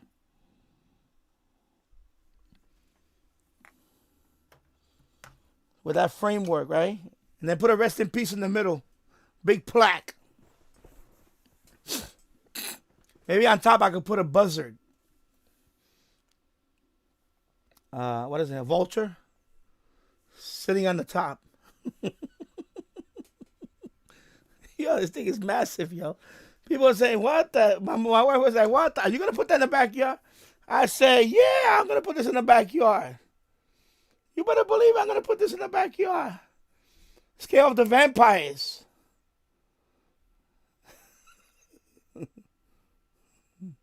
Believe. You better. I believe in Christ. You better believe, baby. All right, let me shut up. I don't want people to get all, oh my God, you're talking religion.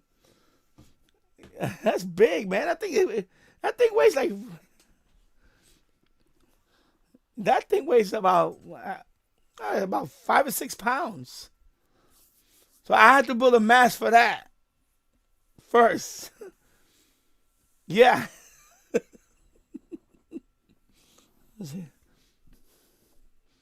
Scale of the Vampires too. So I'm thinking about using that framework for this Sula. You know? Wow. That thing is dusty. That thing was in the pantry for the last couple of years. This is why I like doing live stream, because I can spontaneously bring something out that has been sitting there. Because I was planning to make videos on this, but I already have built it. So I didn't want to, like, because I glued it together. I used the, you know, the pipe glue, PVC glue. I glued it together. I think it's strong. I think it's not coming apart. I think it's not coming apart. And so maybe I could use that for this Sula antenna.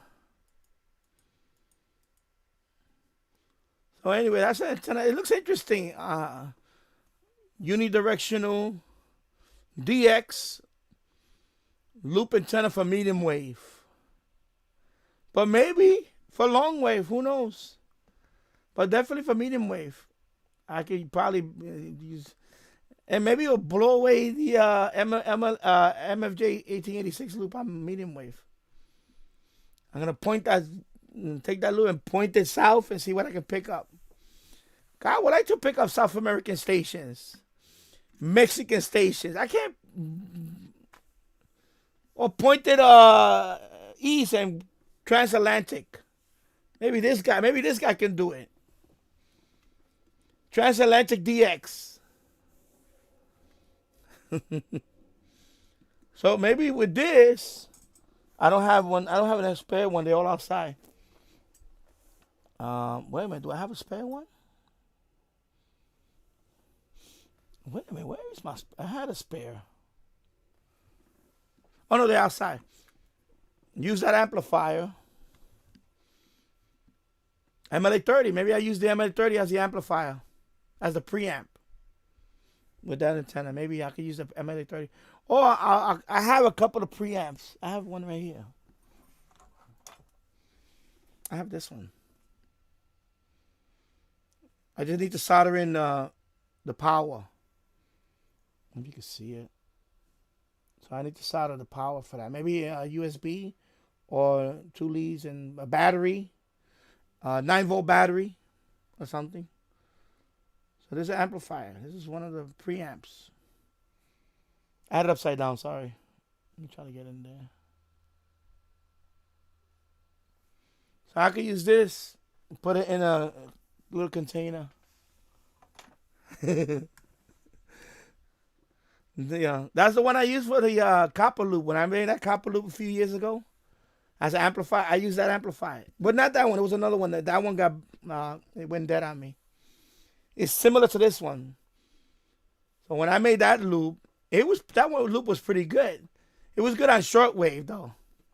It was good on, it was actually a very wideband loop. It went all, I went all the way up to 400 megahertz with it. Lower UHF. Yeah, lower UHF on it.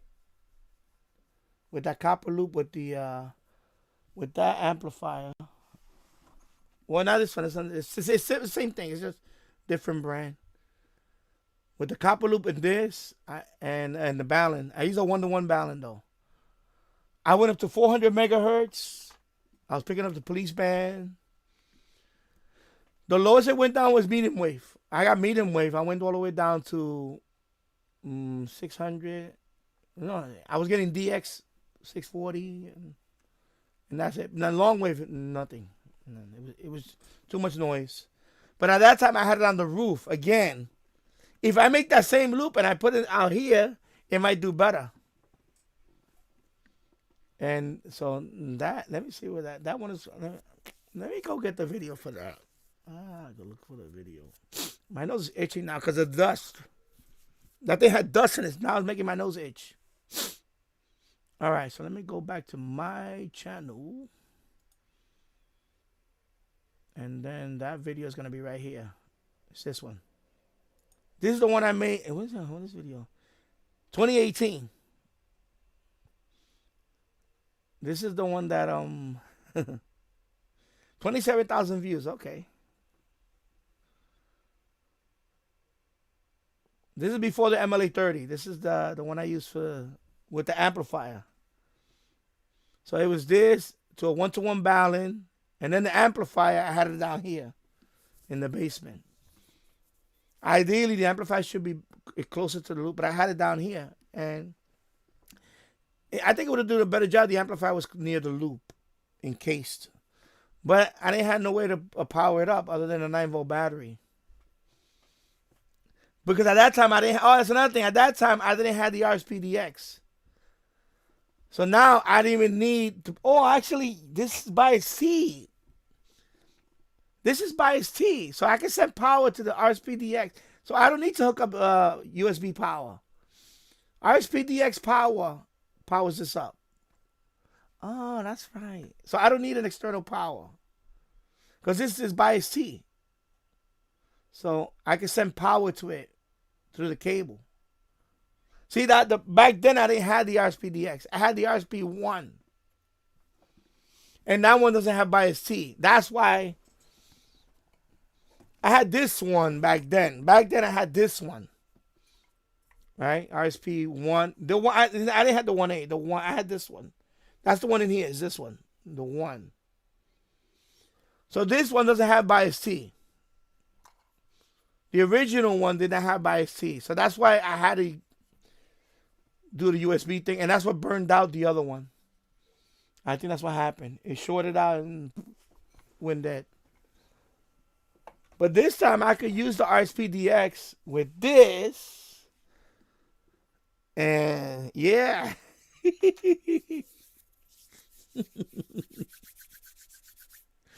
Another loop is coming soon to a channel near you. Now, how many loops do you need, Danny? So yeah, my God, that thing's so dusty. I'm gonna have to wipe it down. Yeah.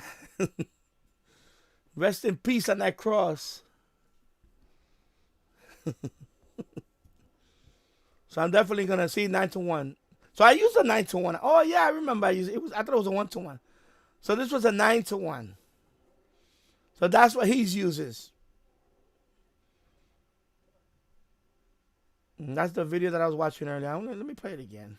Where is it? Let me go to his channel again. Let me go back. So that was this guy. Okay, where are you, bro? Right here. Already DX said, you know who this guy is. You commented. Yeah, I think he subscribed to his channel too. So that's what he did. He did the Sula. So this is his let me see. Let me go back to when he was building it.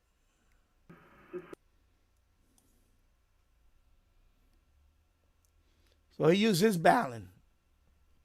I was gonna buy that balun too, but I have this one. I don't need that one.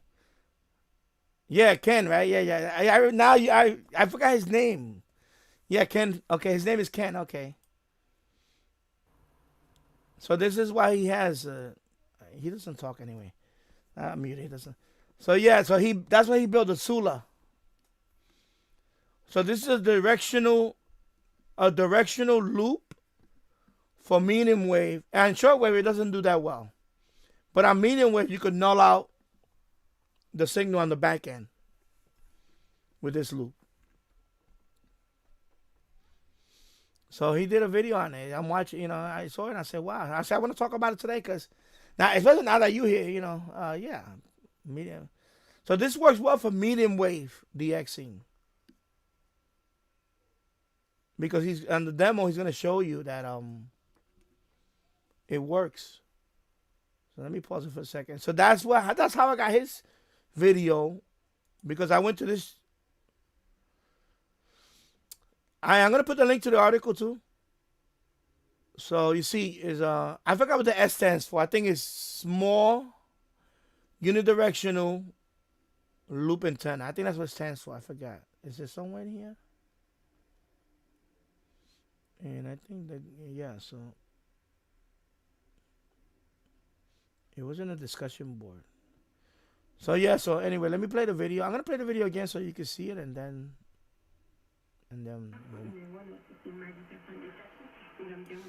when he does when he shows the station, how he knows it out, I'll play that. Put it louder.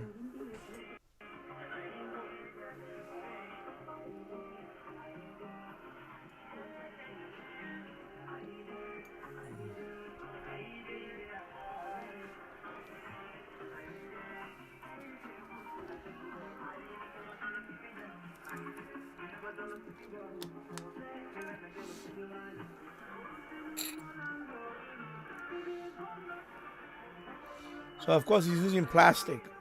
That's all plastic. ABS plastic, PVC. I think the pipe is PVC. Except mine is gonna be a lot bigger.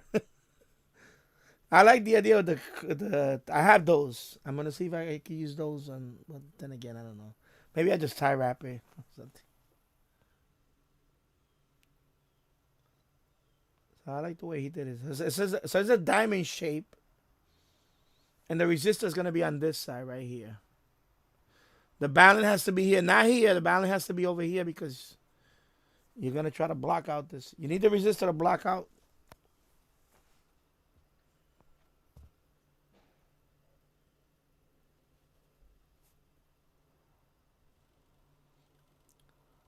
So he has the resistors. I forgot. He's going to use 4 of them. So I forgot. I don't know what value. I think it says, 550. So it's 550. 550 ohm. That's what he's using. He shrink it to cover it. So the resistors on this side.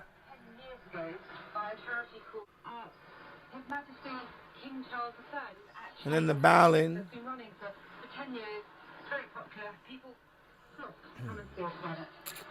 Nice, got that fun in. When you say people flock to come and see it, I imagine it's a delightful thing for people to bring their kids to watch.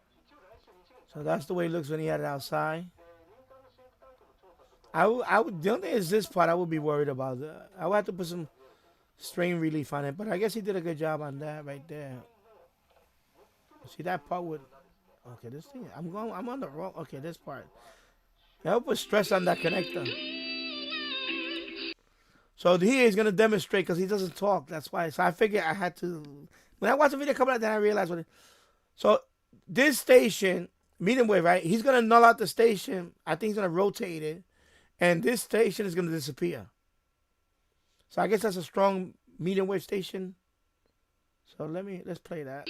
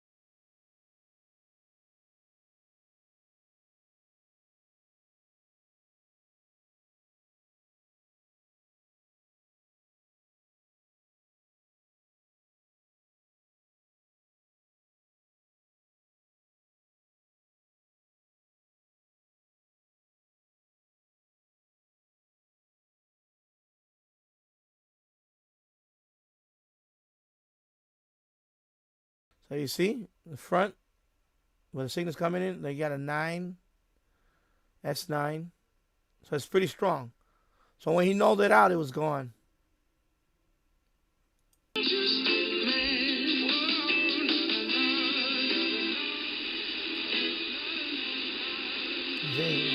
Almost, yeah, wow. Zero. 知りませんね。アガリクス KA21。そうなんです。これただのアガリクスではなくて、アガリクスの王様と言われている、栄養バランスに優れた希少価値の高い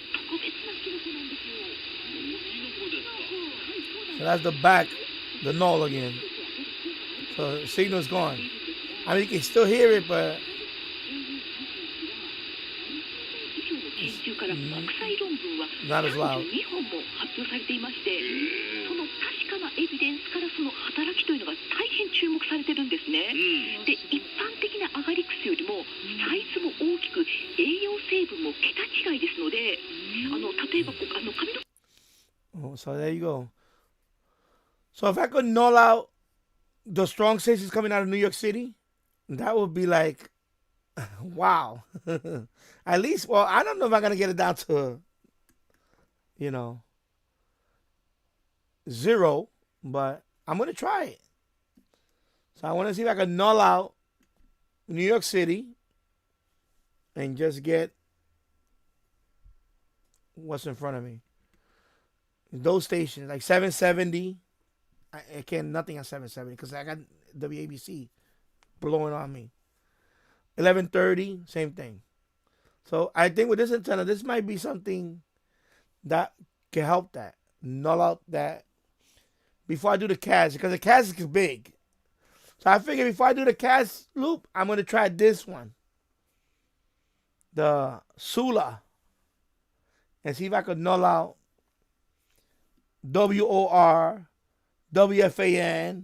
At least get it down to, even if I get it down to like, I mean, if I get it down to like what the other guy, when he did 0, that would be, that'll open up a whole new, basically a whole bunch of stations. So this antenna works well on medium wave. And then later on in the video, he tries the shortwave, but it doesn't do that well. It doesn't really does well on shortwave. So that is going to be one of my next projects coming up. And it's going to be the Sula. So there you go. All right. So let me go back to the SDR.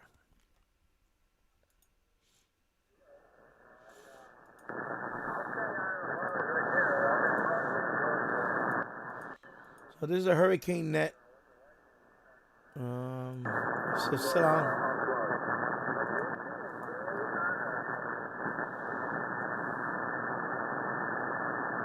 Okay, it doesn't look like the storm's up to you yet. Make its way that way, though. This is the Hurricane Watch Net, standing by and listening. Over. And this is 7.268 and lower sideband.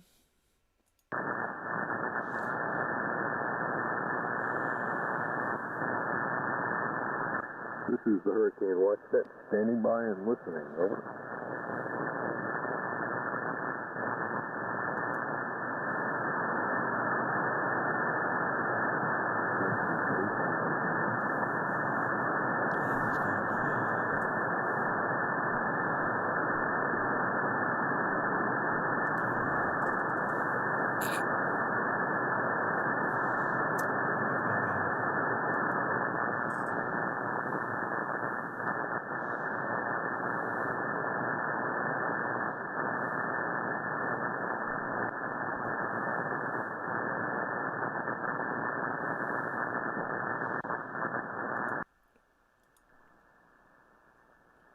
And we'll come back to that in a minute. So yeah, let me check the I want to see that buoy. Okay, this is the one that was let me see, let me go back out here. Okay, let me try this one again. This buoy. Okay, what the hell? Wow, it got darker. I see it right there. 112 nautical miles away from Tampa. So this was just taken earlier. Yeah, look at the sky. Wow, this is.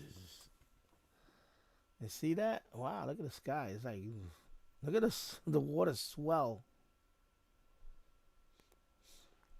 And I was talking about that a couple of streams ago about the buoy. So this is why I wanted to see this during the storm. Although this point is again 112 nautical miles away from Tampa. This is what's happening. This is the pictures of the buoy. So the seas look kind of rough there.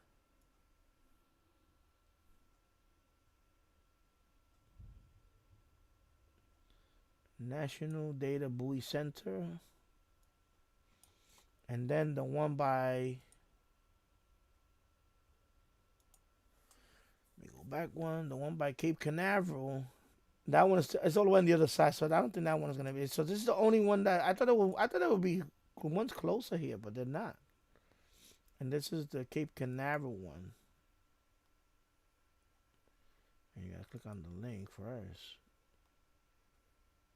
And then that one. But they have these smaller ones, but these are not buoys. Oh, these are stations. Okay. So this is the one from Cape Canaveral. So yeah, it's looking a little dark on that side too. It's looking a little, yeah. So wow. Yeah, this is like, yeah, it's starting to. And this is they just well, it's been a few hours now. It was upgraded to a category 4. So now it's a category 4. Ian.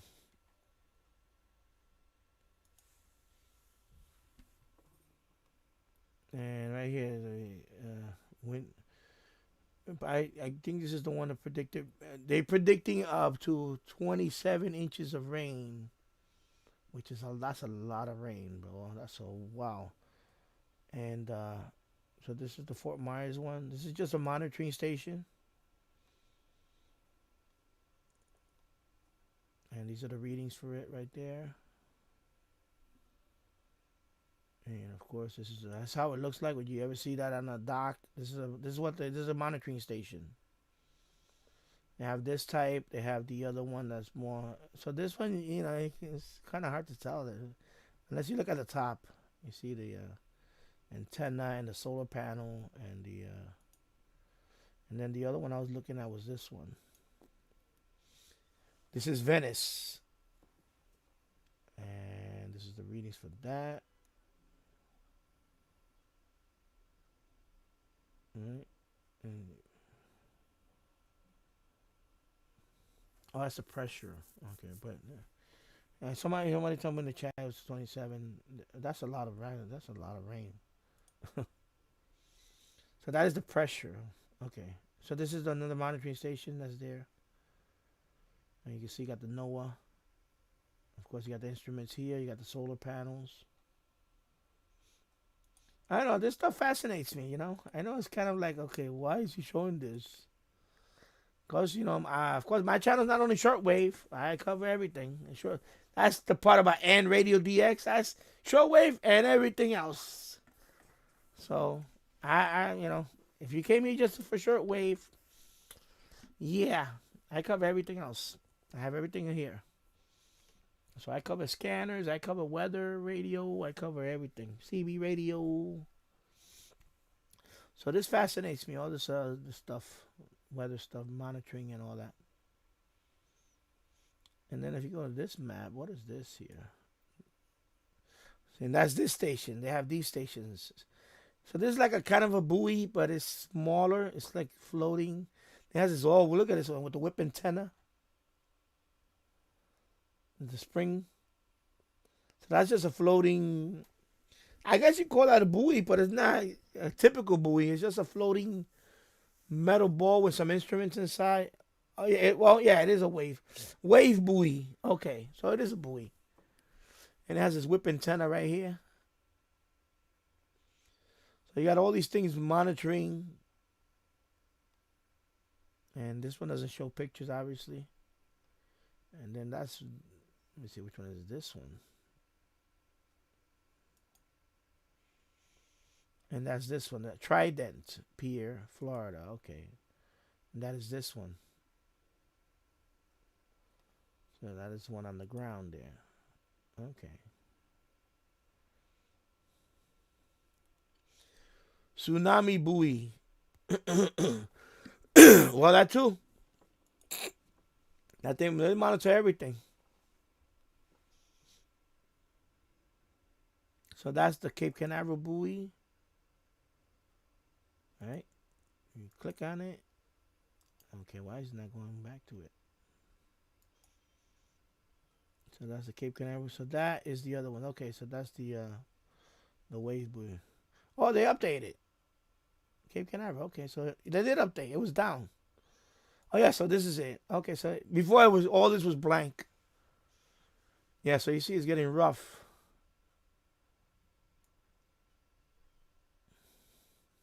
Okay, so they did update.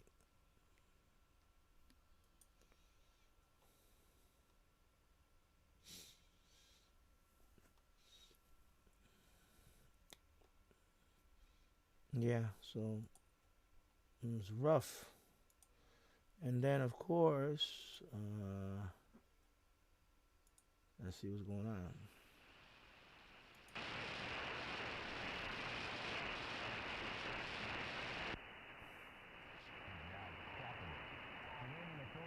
Responded with an aggressive crackdown. Human rights groups say at least 76 protesters have been killed. Here in Canada, a new report from Deloitte says a recession is likely on the way, but it's... So right now, as you can see, I don't know. I think Cuba is down. Or I see it. I don't know. Yeah, it's down.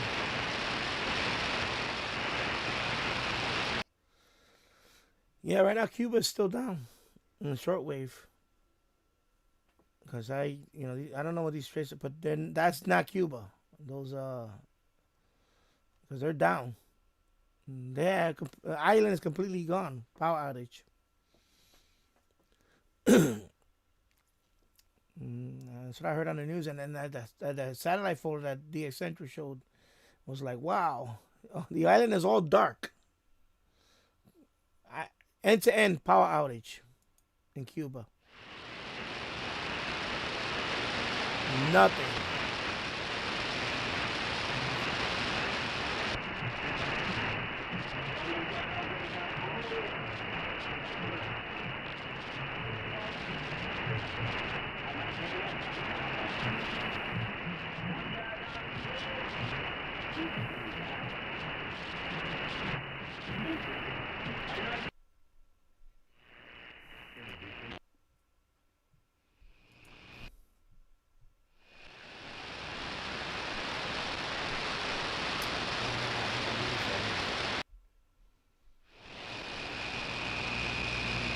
What is that? Negative 14.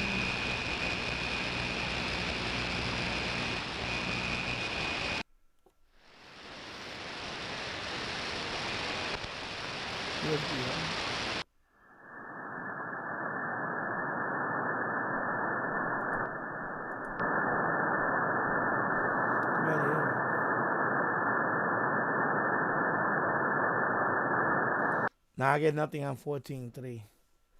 No Cuban lady tonight. No power. Yeah, no Cuban lottery numbers. That's no Radio Rebeldo either, unless they use backup generators. Yeah. Yeah, because DX Central, well, he was trying to hear Mayday. Yeah, no Cuban radio. Furious, all power's out. Yeah.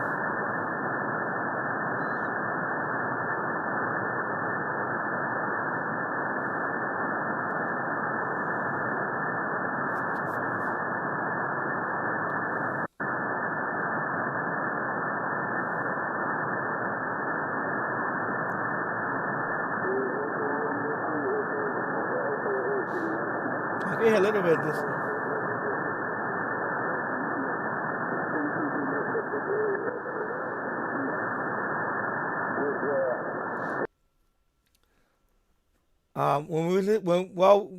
The night before, during the storm, yeah, that was still jamming.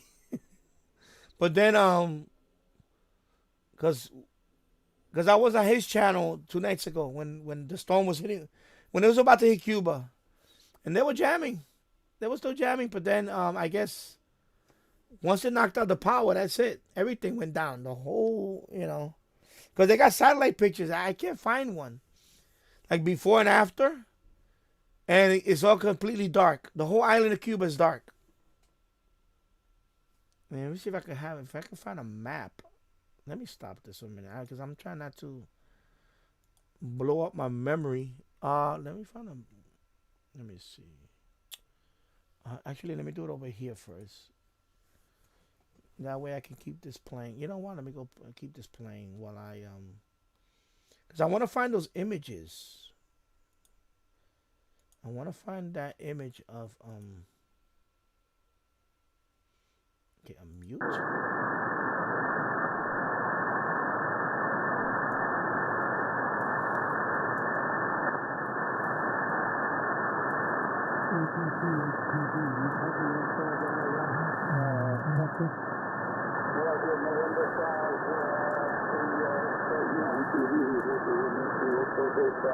I put out a few polls. I told them what to state, and then maybe they were good. So very good. I think something else.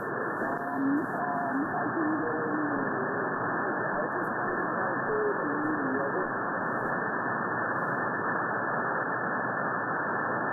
Okay, that's all right.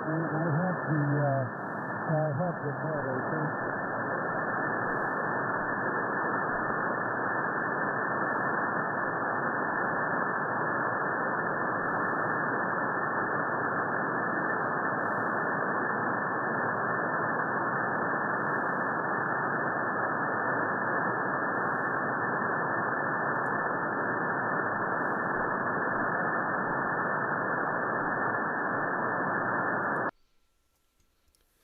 Jerry DX heard a boater in distress a few years back, and they were getting chased by pirates, bad guys. Oh, okay.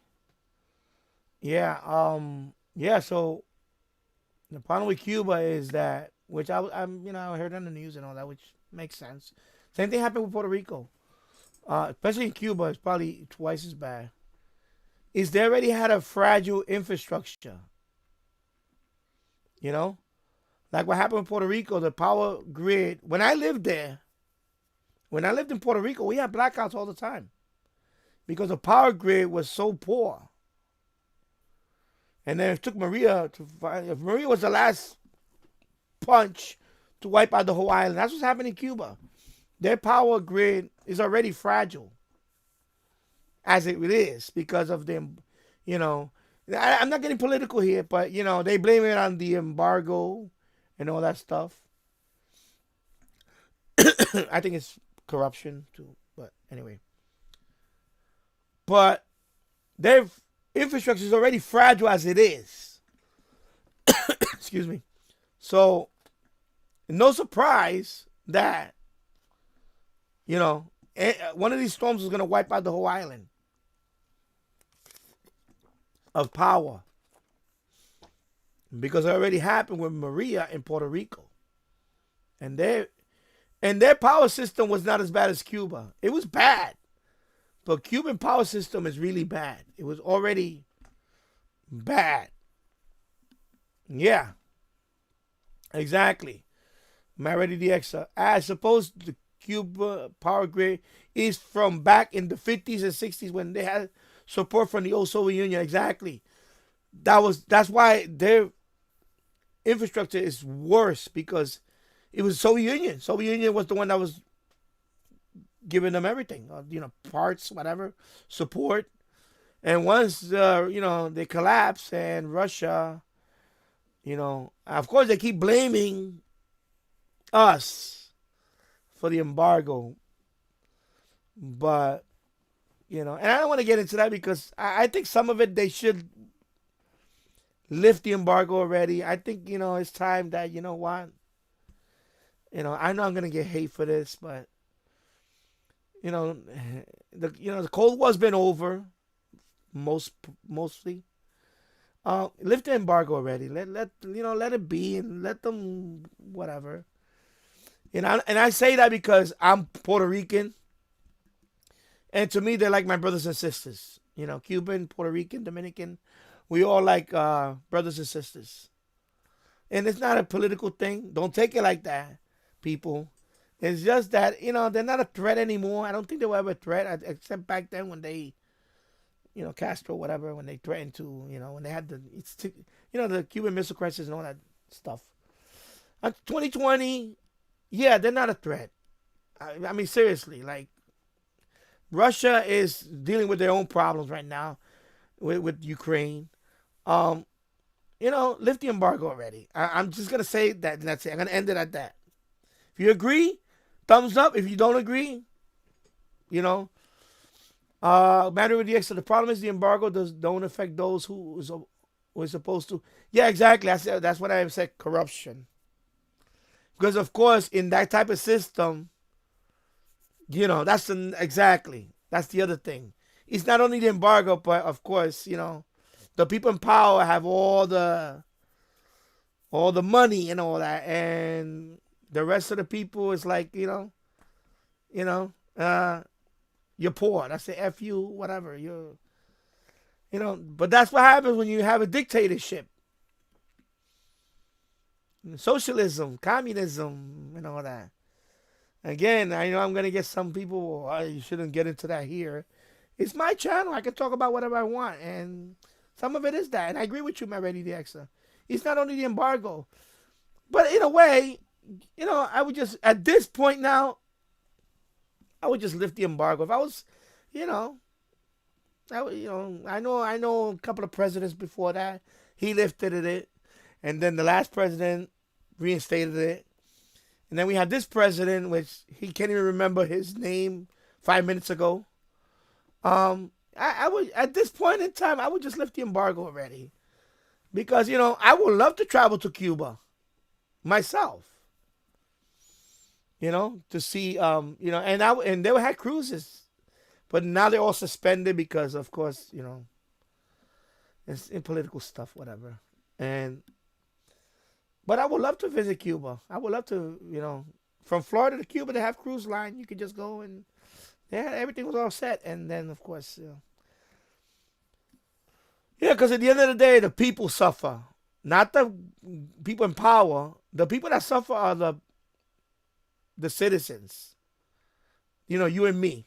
Those who suffer. Not the higher up. So, of course, this is just another, reminder. Fragile infrastructure because, money's going in their pockets instead of taking care of the people. So, all right, I'm going to get off that rant now. All right. So this is the issue. They were already fragile as it was.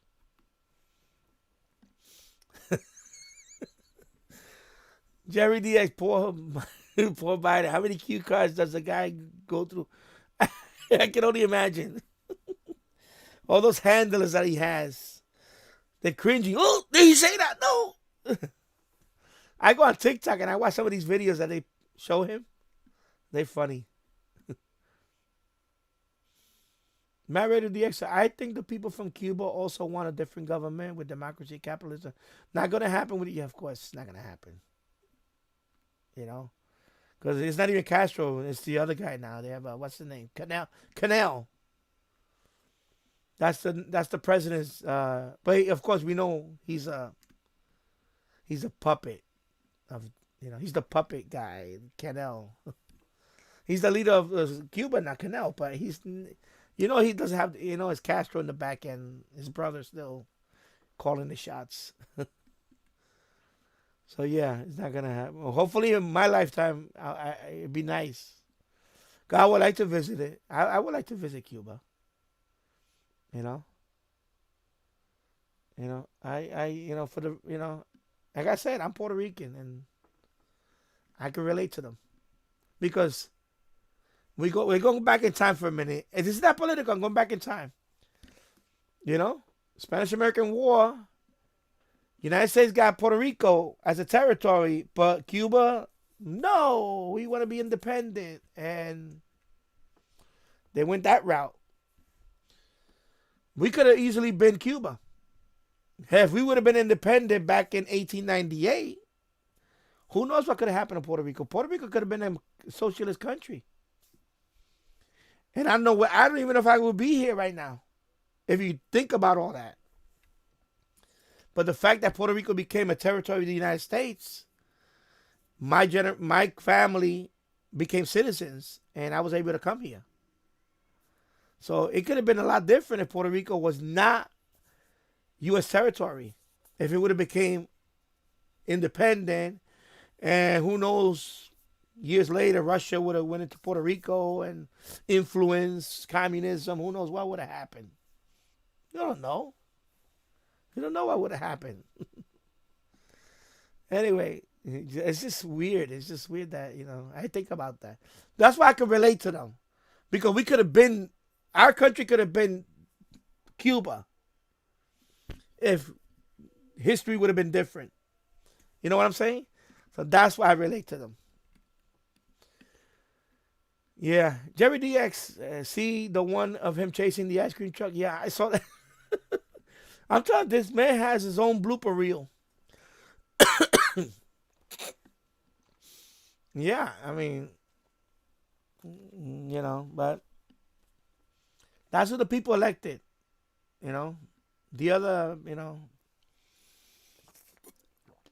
I know they didn't like the other guy because he was, oh my God, he tweets, he's an angry tweeter. Oh my God. I'm gonna get hate for this now. Here we go. You got me in that path now. When I vote, I don't care to a point. I don't care if the guy was a ladies' man, whatever, women, whatever. I don't care about all that. I just want the man to do a job in the White House. I want my economy to be good. It is what it is, I guess. Exactly. All I care about is my bottom line. I want the economy to be good. I don't, so when he presented his message, it was practical. I'm sorry, I'm going to say it was practical. I don't want people flooding into this country unchecked. I'm sorry. You got to put a barrier. Finally got power by how things in New York. Daniel LeBlanc, I'm fine here. I'm good. You got to put a barrier. I'm sorry. You got to say, you know what? We can't take everybody. We don't have enough resources to, So, people don't understand that. Everything costs money. I see it in my paycheck. Well, I'm not working now, but I saw them, my wife's paycheck. We're paying too many taxes. And a lot of that is going to people that, I'm sorry. You cannot take everybody in. You can't. I know I'm gonna get some hate, and I'm trying to flim flam here. Like, I don't want to be like, yeah, just run the damn country. Like, Matt Ready to said, Jerry, I don't know if you have seen the film, but don't vote for the purge. Yeah, because I'm telling you, all I care about is I want my economy to be good. I'm a stock investor. If the economy doesn't do good, I lose money. My stocks go down, I lose money. Oh, okay. Yeah, I know the purge. Don't vote for the purge. No, that's extreme. That's too extreme. But what I mean is, listen, I'm Hispanic. I'm Puerto Rican. I'm going to tell you. I'm going to tell you like it is. This channel, you're going to hear it like it is. I got a lot of neighbors I have are immigrants. And they tell me, it's not, my wife is an immigrant. My wife is an immigrant from Suriname. From Suriname. Okay, that's a small little country in South America. They speak Dutch. Formerly known as Dutch Guyana. Okay? My wife had to wait 7 years to get her citizenship. It's, I think longer than that, 8 years. 8 years to be a citizen, okay? She had to wait in line to be a citizen. Now she's a U.S. citizen. Of course, we got married too, so that automatically makes her a citizen too. But before that, she became a citizen. She took the class, and, you know, pledge allegiance, all that stuff. Yeah, she had to learn all that stuff. She did it the right way. You understand? I don't have a problem with that. I have a problem with people that just come here. They, you know, and I'm gonna say it, and that's the people that when they talk to me, they say, well, that's not fair that I had to wait 5 years, 7 years, 8 years, 10 years to get my citizenship, and I couldn't get nothing, and this person just skips in line and gets everything. No, that's not fair. I'm sorry. That's not fair. It is not fair. There's a system in place for that. You know? Maverick DX said, even with Brexit here in the UK, we still have immigrants, and I see more skilled jobs than British people, and I have nothing against them, but they contribute. They do. They contribute. But again, it goes back to we cannot take everybody. There has to be a limit. A limit. You know? Especially when you're not checking people. You're not checking for their background. You're not checking, you know. My wife had to go through hell just to get 2 shots. They were going to fire her from her job. You got people coming in, they're not even vaccinated at all. They're not even checking that. So it's a tool. You know, it's not right. It's not right. I don't care what anybody says. It's not right. You can't have that. You cannot have unvetted people coming in and out. No. I'm sorry. Hey, TV Videos 1972. Hi, Danny. Yeah, of course. Hello, B. Greeting from Michael in NJ, New Jersey. Okay. I know Clifton. Right? You're from Clifton. Not far. It's right over the Hudson right here. Yeah, so this is the issue. This is a big issue. Because, you know, I know, like, for example, the job thing. There's skilled jobs. Yeah, there is skilled jobs. And I get that whole, you know, well, they do the unskilled jobs, like the lawnscaping and all that stuff, like landscaping, all that stuff. I get all that. That's fine. They want to come here, they want to work, but do it legally. Legally. That's my beef. Because my wife, I'm telling you, 7 years. And her whole family, they had 7, 8 years before they became citizens. They all came from Suriname. Okay? My wife is Indian. You know, her lineage is from India. So, and they grew up in Suriname, South America.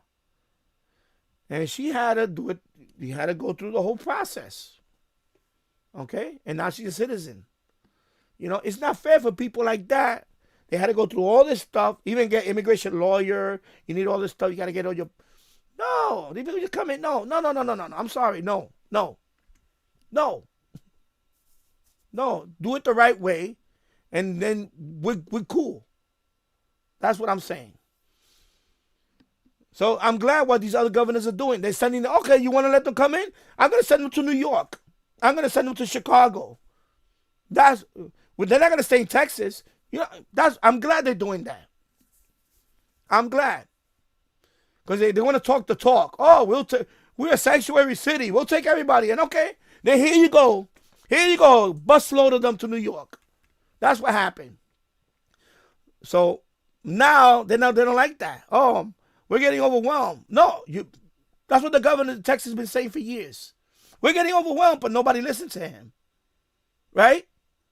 So now, he's saying, you know, and same thing with the guy in Florida.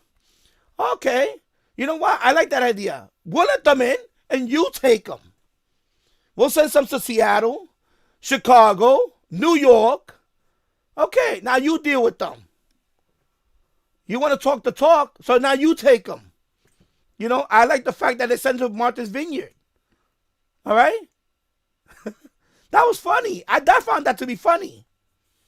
Send them, boom, to Martha's Vineyard. Okay? Because they all talk.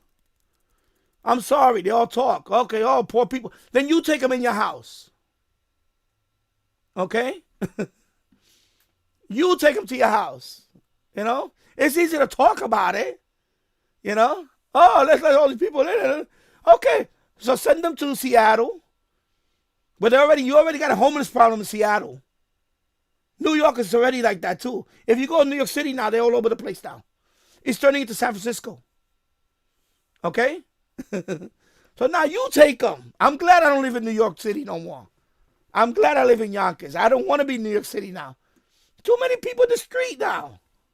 It's crazy now. Daniel Mark LeBlanc, the world order will dramatically change in the following months. It won't be business as usual. It will be interesting to see how things material and social, economic, and political typhoon. Yeah. Matt read the extra. The UK government are going to make immigration laws less strict because Brexit has made the economy here go into turmoil. Yeah, well, some people disagree with Brexit. They were like, well, and I get the whole global economy, and that's fine because it is a global economy. You know, it is a global economy. You know, like we know, like what happened with the pandemic. It was a wake up call for this country. All the masks, everything was coming from China. They have bought up all the stuff that we were making. The mask, the PPE, the gown, everything. It was ridiculous. You know? And I have a lot of it. I stockpile that and all that stuff because my wife works at a hospital. So if you bring that stuff, for years I was stockpiling all that stuff. I got boxes of latex gloves, whole pantry full of masks, PPE equipment. When the pandemic hit, I already had all that stuff. I could have sold that stuff on eBay and made money, but I said, no, I'm not doing that. You know, I would give a box to this person, hey, I got this here, take it. Because we stockpile. I stockpile that stuff for years. I stockpile all that stuff. But then you heard that you know, China had bought up all this stuff. And there were some videos out there. I don't know if they were real. And they show like Chinese women buying all that stuff and saying F you to, we buying all your masks and everything. We're going to send it back to our country. F you, you know. I hate to sound like that. And I know I'm going to get, are you talking like that? Are you a racist? No. It's fact. Okay? Yeah. So, we got to wake up call on that. Now, you know what? Instead of sending the critical stuff to other countries to make, we just need to make it here. You know, and that's the problem with that part, with the cheap labor part. You know, right here in Yonkers, I remember we had a GM plant. Right there in Tarrytown, not far away from where I live at now. General Motors. That plant got shut down like 20 years ago, 25 years ago. And there was good jobs there. My friend used to work at the GM plant right there. He was making good money. Union job and everything. He was making good money.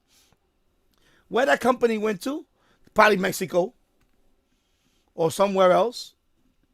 And they're probably paying them, I don't know how much they're paying them. They're not paying them union skill, whatever. You know, they're probably making nothing. And that's a fault. And that's why the other president before this moron, moron in chief, senile in chief, okay? He made it clear, if you leave this country to export, if your company leaves this country, you know what, you're going to pay a fucking tax. I'm sorry, I'm going to say it. Boom. And the people didn't like that. Oh my God, how can you do that? How about, you know what? He's being practical. Do I care about what he tweets, angry tweets at people? No. I didn't care about that. I cared that he cared about this country more than any other person we had recently, including this buffoon we have now. So now you know my stance. Sorry, I'm going on a tangent now.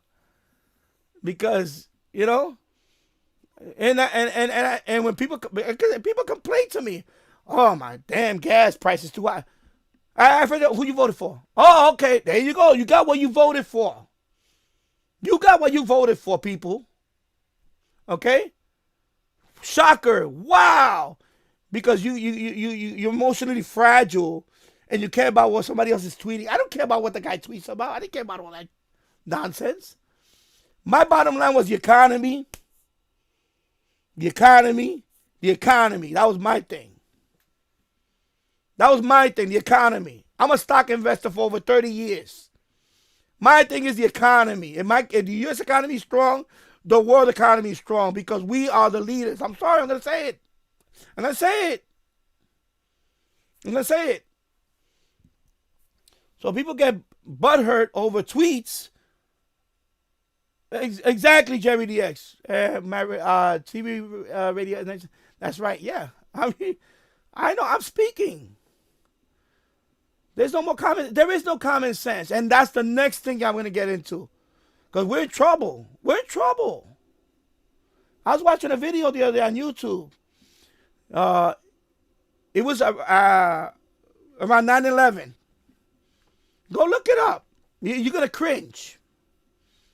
And they were asking young people, college people, like around late 20s, early mid-20s, what do you know about 9/11? Not one person answered that question correctly. What do you know what happened in 9/11? All of them, some of them were like, well, I know something happened, but I don't remember what it was. Like, you don't know what happened on 9/11? And that's that generation, okay? That's my daughter's generation. Because I have two daughters. One has just turned 30. The other one is 26. Yeah, she's 20. She just turned 26. That's that generation. What's going to happen when my son is 8, he's going to be 8. That generation already doesn't remember. Remember that whole saying, never forget? Well, that's a bunch of, you know what? Because they forgot. Okay? They forgot. And I don't mean to be funny about it. They forgot about 9/11. One generation already forgot about 9/11. And these are the same people that voted for this moron because they were offended that this guy tweet about stuff. Okay? This is I'm 56. Okay?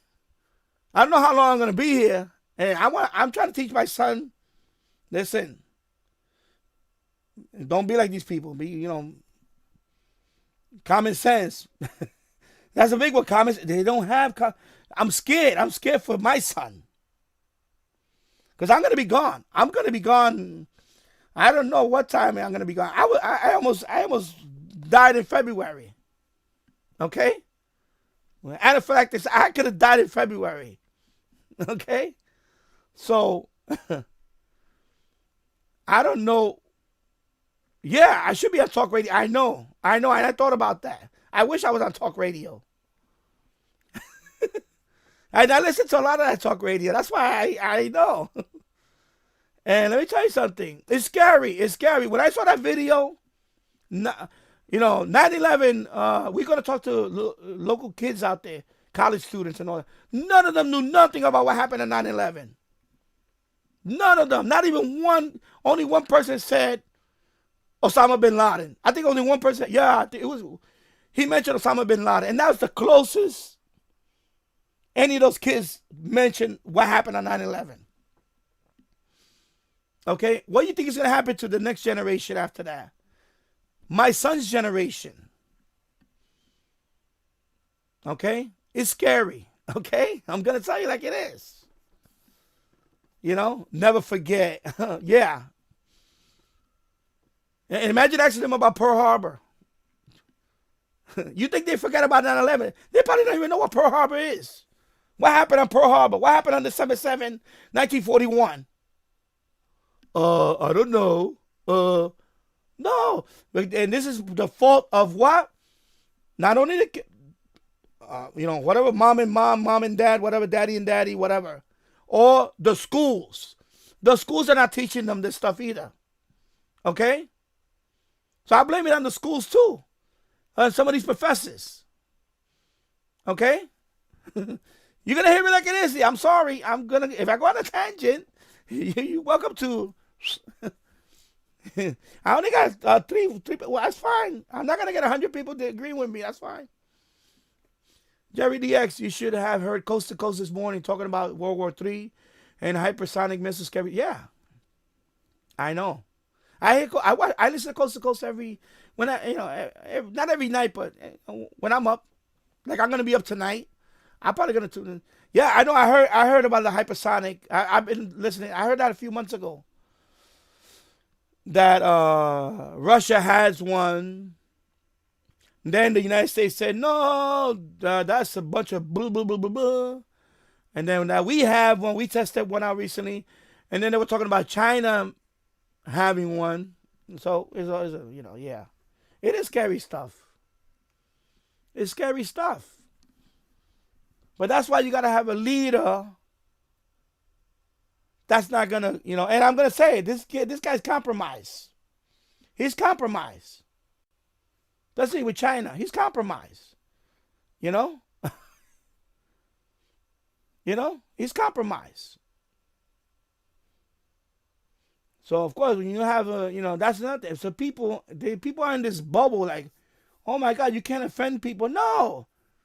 I'm watching a TikTok video last night. I got a little heat for this. It's a video. The guy put up a video of a baby. I guess it's his daughter, baby girl, cute little girl, cute. But the father was saying, I think she wanted something. And he was saying no, and she started crying. So all the comments were like, oh no, you shouldn't say no to her. And you need to apologize to the baby. I'm like, are you kidding me? Are you serious? You know what I told my son? You better learn this word in life. Learn the word no. It could save your life. It could save you a lot of heartache. It could save you a lot of money. Learn how to say no. Don't be afraid to say no when you have to say no. Because if you say yes to everything, you're going to ruin your life. You're going to be in debt. You might die. You might be a crackhead because you can't say no. No. When I was a kid and I would hang out with certain kids and I knew who to back. Because my mother knew. My mother said, no, Danny, you need to be careful. This one is, because there's always a crazy kid in the group. Oh, you want to walk under the... So one time we were walking, and then there was a bridge, like a steel bridge. He wanted to walk underneath the bridge across the East River. Yo, come on, let's go walk underneath the bridge. And I was like... So it was about like 5 of us. So of course, 1 or 2 of them were like, okay. And me, I don't know how to swim. I can't swim. It's the East River. And I'm already thinking about if I walk underneath this bridge and I slip and fall, I'm going to fall in that water. And guess what's going to happen to me? I'm going to die because I can't swim. So what was the first answer I said? No, I'm not going with you. Bye-bye, you on your own. I walk with you over here. We hang out. But that's the line I don't cross. Learn how to use the word no. No. Oh, you chicken, blah, blah, blah, blah. Yeah, whatever, bro. No. Bye-bye. I went back home with my other friend. So the other guy was like, yeah, I'm not doing it either. Fuck him. Sorry. No filter. Sorry, but filter just went out the window. So out of the 5 kids, 2 of them went to the bridge. Went underneath the bridge. 3 of us went home. Because I was the first one to say, no, I'm not doing that. You crazy? Yeah, I'm not doing that. I'm not walking underneath no bridge. And then the bridge gradually goes up. Because that's where the workers go out to paint the bridge.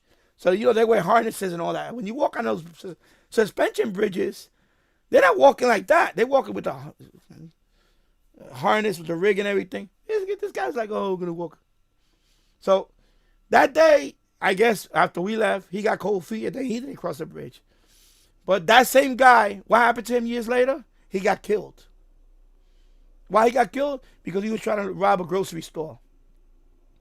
Like, that guy was always going to be destined, something was going to go down with him. Because he just was a crazy kid. He was crazy. So I knew my limit with him. I knew that, okay, he hang out with me. We play basketball and all that. But when he wanted to do the crazy stuff, no. Use the word no. My mommy taught me that. It could save your life. Okay? Bobby, nobody's getting 5850 at all. I could check. Hey, check. Let me see.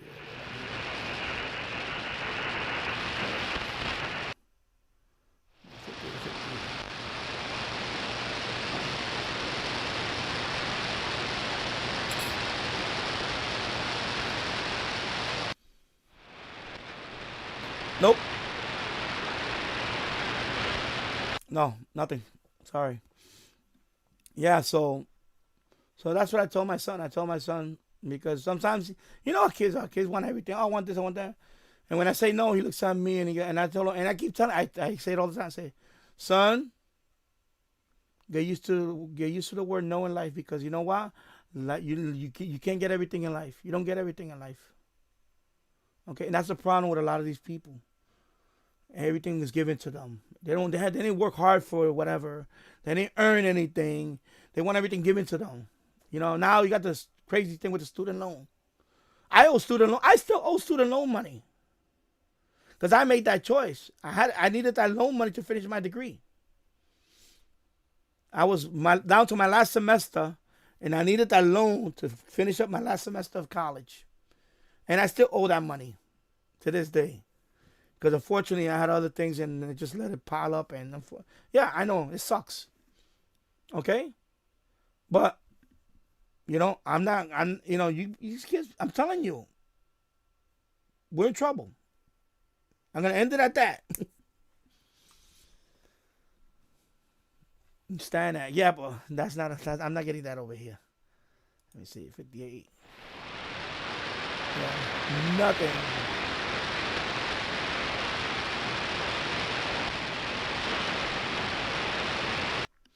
Well, TV Radio 1972. I don't have a talk radio show, but I am thinking about making a channel, and I think it's going to be the Danny Show, that I'm going to talk about headlines and things like that.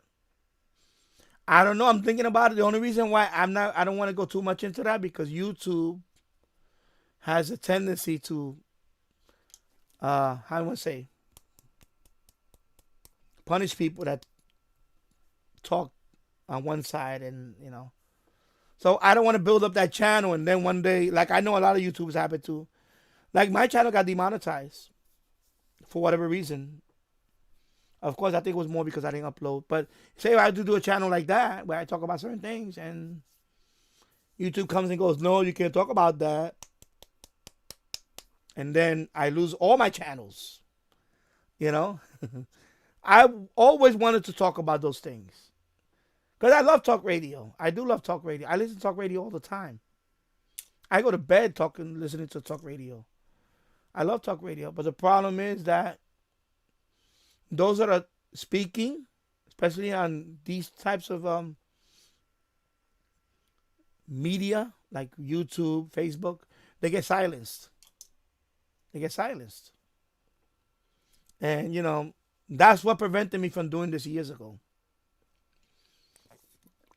Because I used to watch this YouTuber a lot. He was a funny guy. I don't know if you ever heard of him, TV Radio 1972, or Jerry DX, or anybody. His name was the Doctor of Common Sense. He's an African-American guy. The Doctor of Common Sense. I love that guy. I used to watch his videos all the time. He was the one that put the gears in motion that I should make a channel like that. But then one day, boom, he disappeared. They took him down. They took away his channel. He tried to come back with a smaller, his backup channel. Boom, they took away his channel. Because he broke it down. He said it like it was. He said it like what I wanted to say. He said what I wanted to say. And then they silenced him. They silenced him. He had a big following. He had a big following. And they silenced him. YouTube silenced him. And there's a lot of YouTubers that happened to. They left YouTube. I ran into a couple of them on TikTok. But the problem with TikTok is similar. Because TikTok is more... I thought... See, when I have a TikTok channel. And I know you do. TV Radio, I know you do. I ran into TikTok problems already. I posted a few videos. boom. No, this video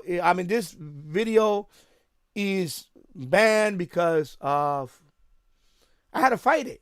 I said, no. It's not a copyright video. I recorded this video. How is it copyright? And one of them was WWVB. Like a time signal? You're gonna ban my video because of a time signal? Are you serious? So I fought. I said, no. That's just a time signal. That's not a copyright thing. No. Now this is how ridiculous it's getting. So finally, after a couple of weeks, okay, they let me to keep the time signal video.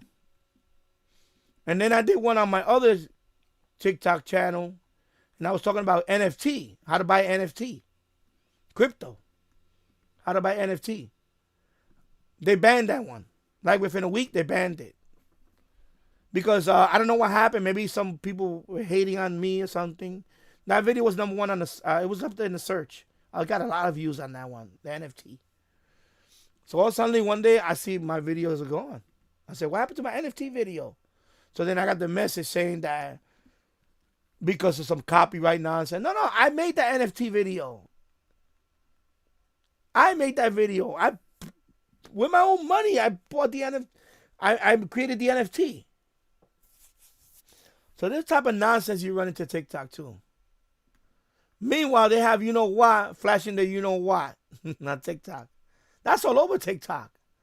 But if you try to do a radio channel or talk about anything, nah.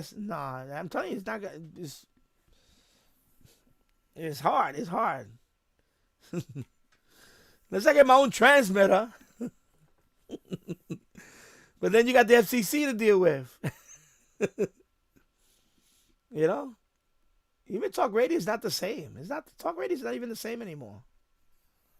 You know? That's another thing about AM. I'm going to get to another segment. The AM, medium wave DXing. Like in the United States, a lot of it is syndicated now. That's how you find signals. Everything's syndicated. You know? I could, on the same band, I could dial across and everything's syndicated. Like coast to coast. You know how many stations carry coast to coast? When I DX at night? It's like every other station, well, not every other station, every other station has coast to coast. Even in Canada, even Canadian stations. Yeah, I know, Jerry DX. Pirate radio is the answer, yeah. R. R. Yeah, so everything's syndicated now, too. So it's hard to even, like local content. Like you have to wait, of course, for station ID. And you can hit the local content. But I remember talk radio was more localized. I remember back then. That's what the days. They were back. Everything was more, even sports radio. I remember, some sports radio were like localized. Now everything is syndicated. I think 1050. Right, TV radio. It used to be that was the original WFAN. Was 1050. Then they moved on to 660, and then 1050 became ESPN Deportes. And I don't even listen to that. I can't listen to that station. It's unlistenable.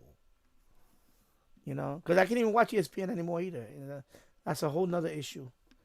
ESPN, same thing. I was a big sports fan. But now I can't watch sports all the time because I can't listen. I can't watch some of the shenanigans that goes on in sports. I just can't deal with that anymore. That's why I don't buy no more sports merchandise. If you go to my retro gaming channel, right? I was playing the baseball game the other day on a live stream. So the baseball game, when it starts out, it plays the national anthem. So I got up in front of the computer. I was like this. I just got up and listened to it. It's a video game. I got up and let it play because I don't take a knee. Even on a computer game, I won't take a knee. I got up and it was RBI Baseball 93. So it's playing the national anthem. So I got up. Okay. And I sat down. Let's play ball. And I played the video game. If you watch the video, you see me. I got up and did the national. Hey. You know, I served my country. I was in the Air Force for 8 years. My brother served. You know, I don't like that whole. I didn't like that whole kneeling nonsense. Seriously, just stupid. It really is stupid. So that's why I'm already. I used to play RBI baseball. It was a good game. Yeah, I have. I did a stream on it a few days ago. Last week. It was last week. RBI Baseball 93. I streamed on it. Of course, that channel is a lot smaller. I think Bobby just stopped by. Bobby stopped by at the end of the game. Anyway, I was playing RBI Baseball and I lost. I gave up the lead at the end. So I just played those games online. So that one had the national anthem, and I got up and I'm not gonna shy away from that. I'm sorry, no. You know, you go to another country and you don't, especially in one of those. Go to North Korea and take a knee at their anthem and see what happens to you in North Korea. Okay, I'm gonna leave it at that. You know, that's what happened to this other ball player, the one in Russia. Now she's in jail in Russia. She was one of those people that took a knee. WNBA took a knee, and now she wants, you know, because they already convicted her. She got convicted 9 years for smuggling hashish, vaping, I guess, or whatever. You know, I'm telling you, man, they don't appreciate it until it happens to them in another country. Now you know what? Okay, stay there. Go do your 9 years in Russia now.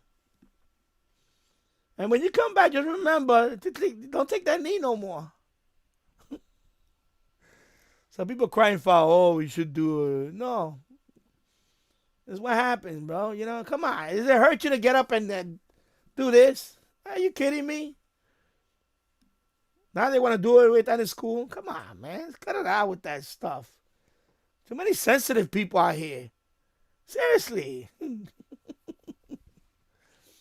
on, man. Come on, man. Seriously, yo.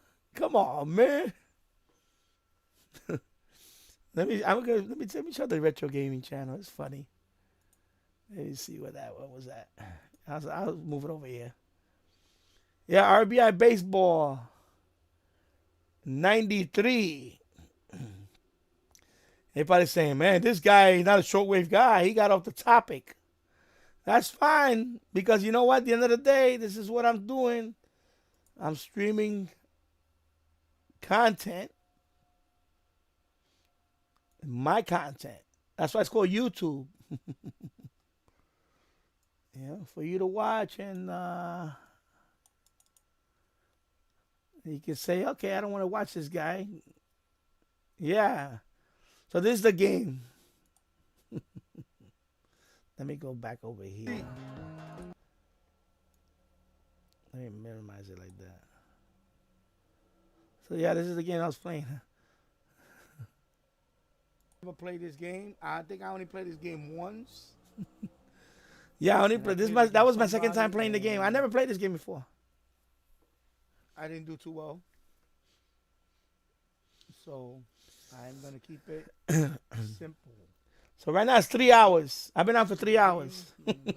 Wow, sound just whoosh. Of course, I'm gonna pick easy because, like I said, just wanna have fun. Win or lose. Okay. So I'm gonna press start. I'm gonna select my team. My Yankees. All right, so let me just go for it a little bit. Manly first base. Yeah, I was talking about I remember Kevin Mons. I was talking about the lineups. Oh my God, he's a 93 Yankee. Roberto Kelly, Bernie Williams. So I didn't know Matt Ready there said he was into baseball. Matt Noakes. That's cool. Wow. Look at that. Oh, look at yeah, I know. I know. TV radio 1972. I stay away from politics on social media, and it's too polarizing, because then they call you all these names like, oh my God, it doesn't bother me. You know. I mean, seriously, it doesn't bother me. It doesn't bother me that so and so is, you know. But I tell them, I always tell them, I remind them all the time. I'm here to remind them.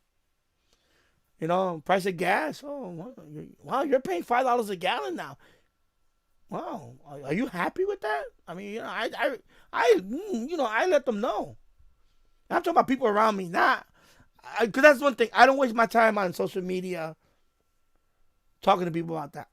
I mean, this is my stream. I could talk about what I want to talk about here. If whoever comes on watching this and they don't like it, they can just go to another channel. But for me to go to another stream, I don't do that. You're right. It's exhausting. But if you had a live stream, I would watch you. Okay, because you know what? Whatever. You know. But this is my channel. I'm going to talk about what I want to talk about. As long as it doesn't bother YouTube. You know. But yeah. I'm not into baseball, but I like playing the video game. Yeah, I did watch baseball when they used to show the games on free to air. Yeah. At night over 10 years ago. Yeah. Yeah, that's another thing. You know, and not a lot of sports is, well, not a lot of baseball is on free to air anymore. I mean, not free to air. Excuse me. Oh, you're talking about satellite. Over the air. Even over here, everything's all now cable and rarely. Yes, I just wanted to show the part about he became a catcher. Okay. This wasn't the year, though. That happened a couple of years after. All right, so let's go. So I didn't know this was coming on, the anthem. Oh.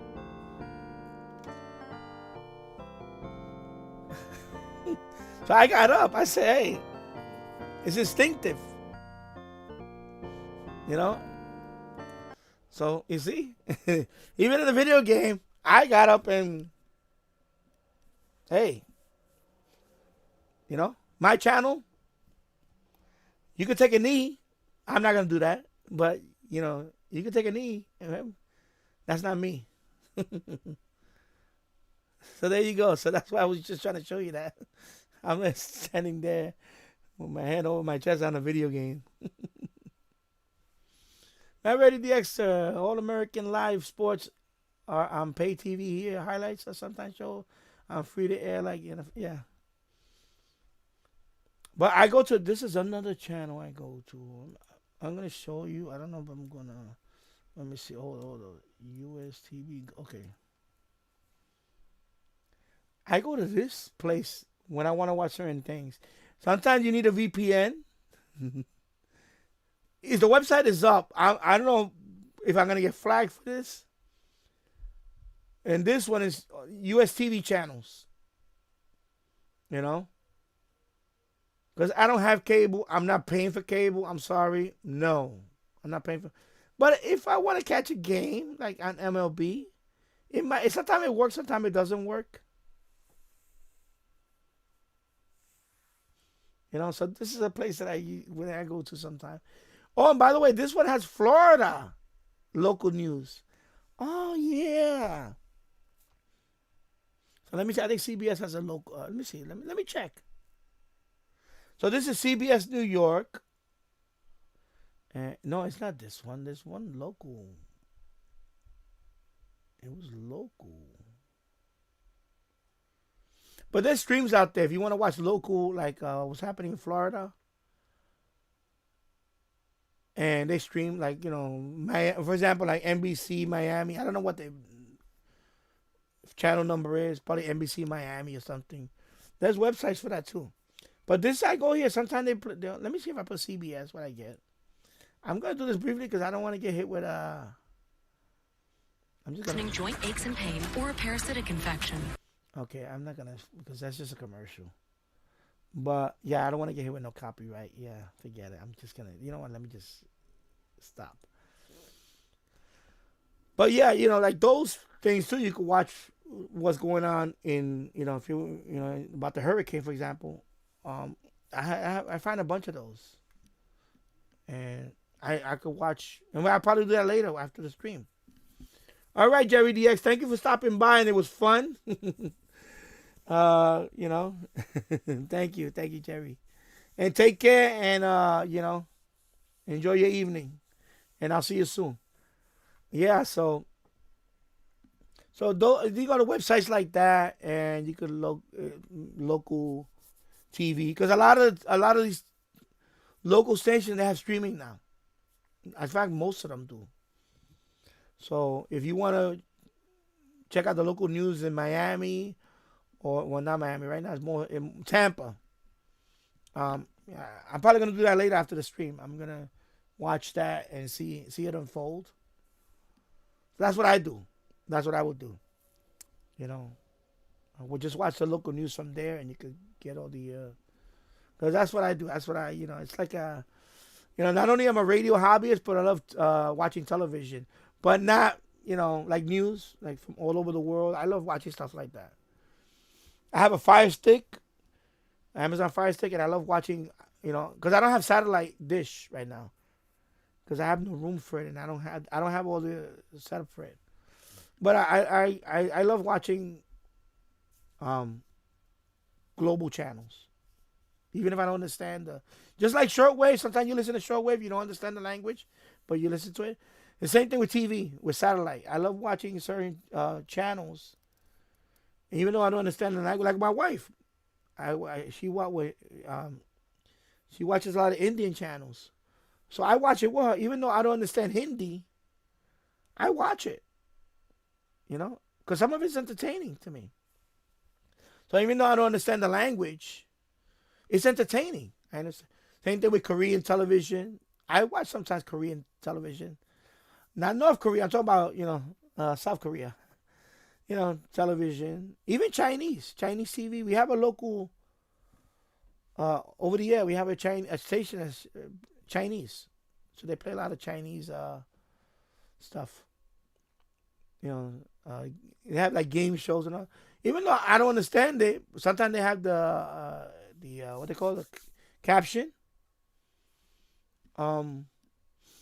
I watch it, It's not limited to I watch everything in English. No, I watch a lot of global stuff. I watch a lot of stuff that's global. Because it's interesting, Plus you get different sides of certain things. Just like I used to watch RT. I got RT. I could watch RT. I just don't watch it lately because it's just crazy. But I watch RT. I watch, something's going on with my stream, I'm getting hiccups. So sometimes I watch those things. Yeah. Let me just close this one here. Let me play this. Let's see. Yeah, nothing's going. I'm going to go back to the, let's see. What was that station? I forgot. I'm going all the way back in the, okay, 7268. Let me go back to 7268.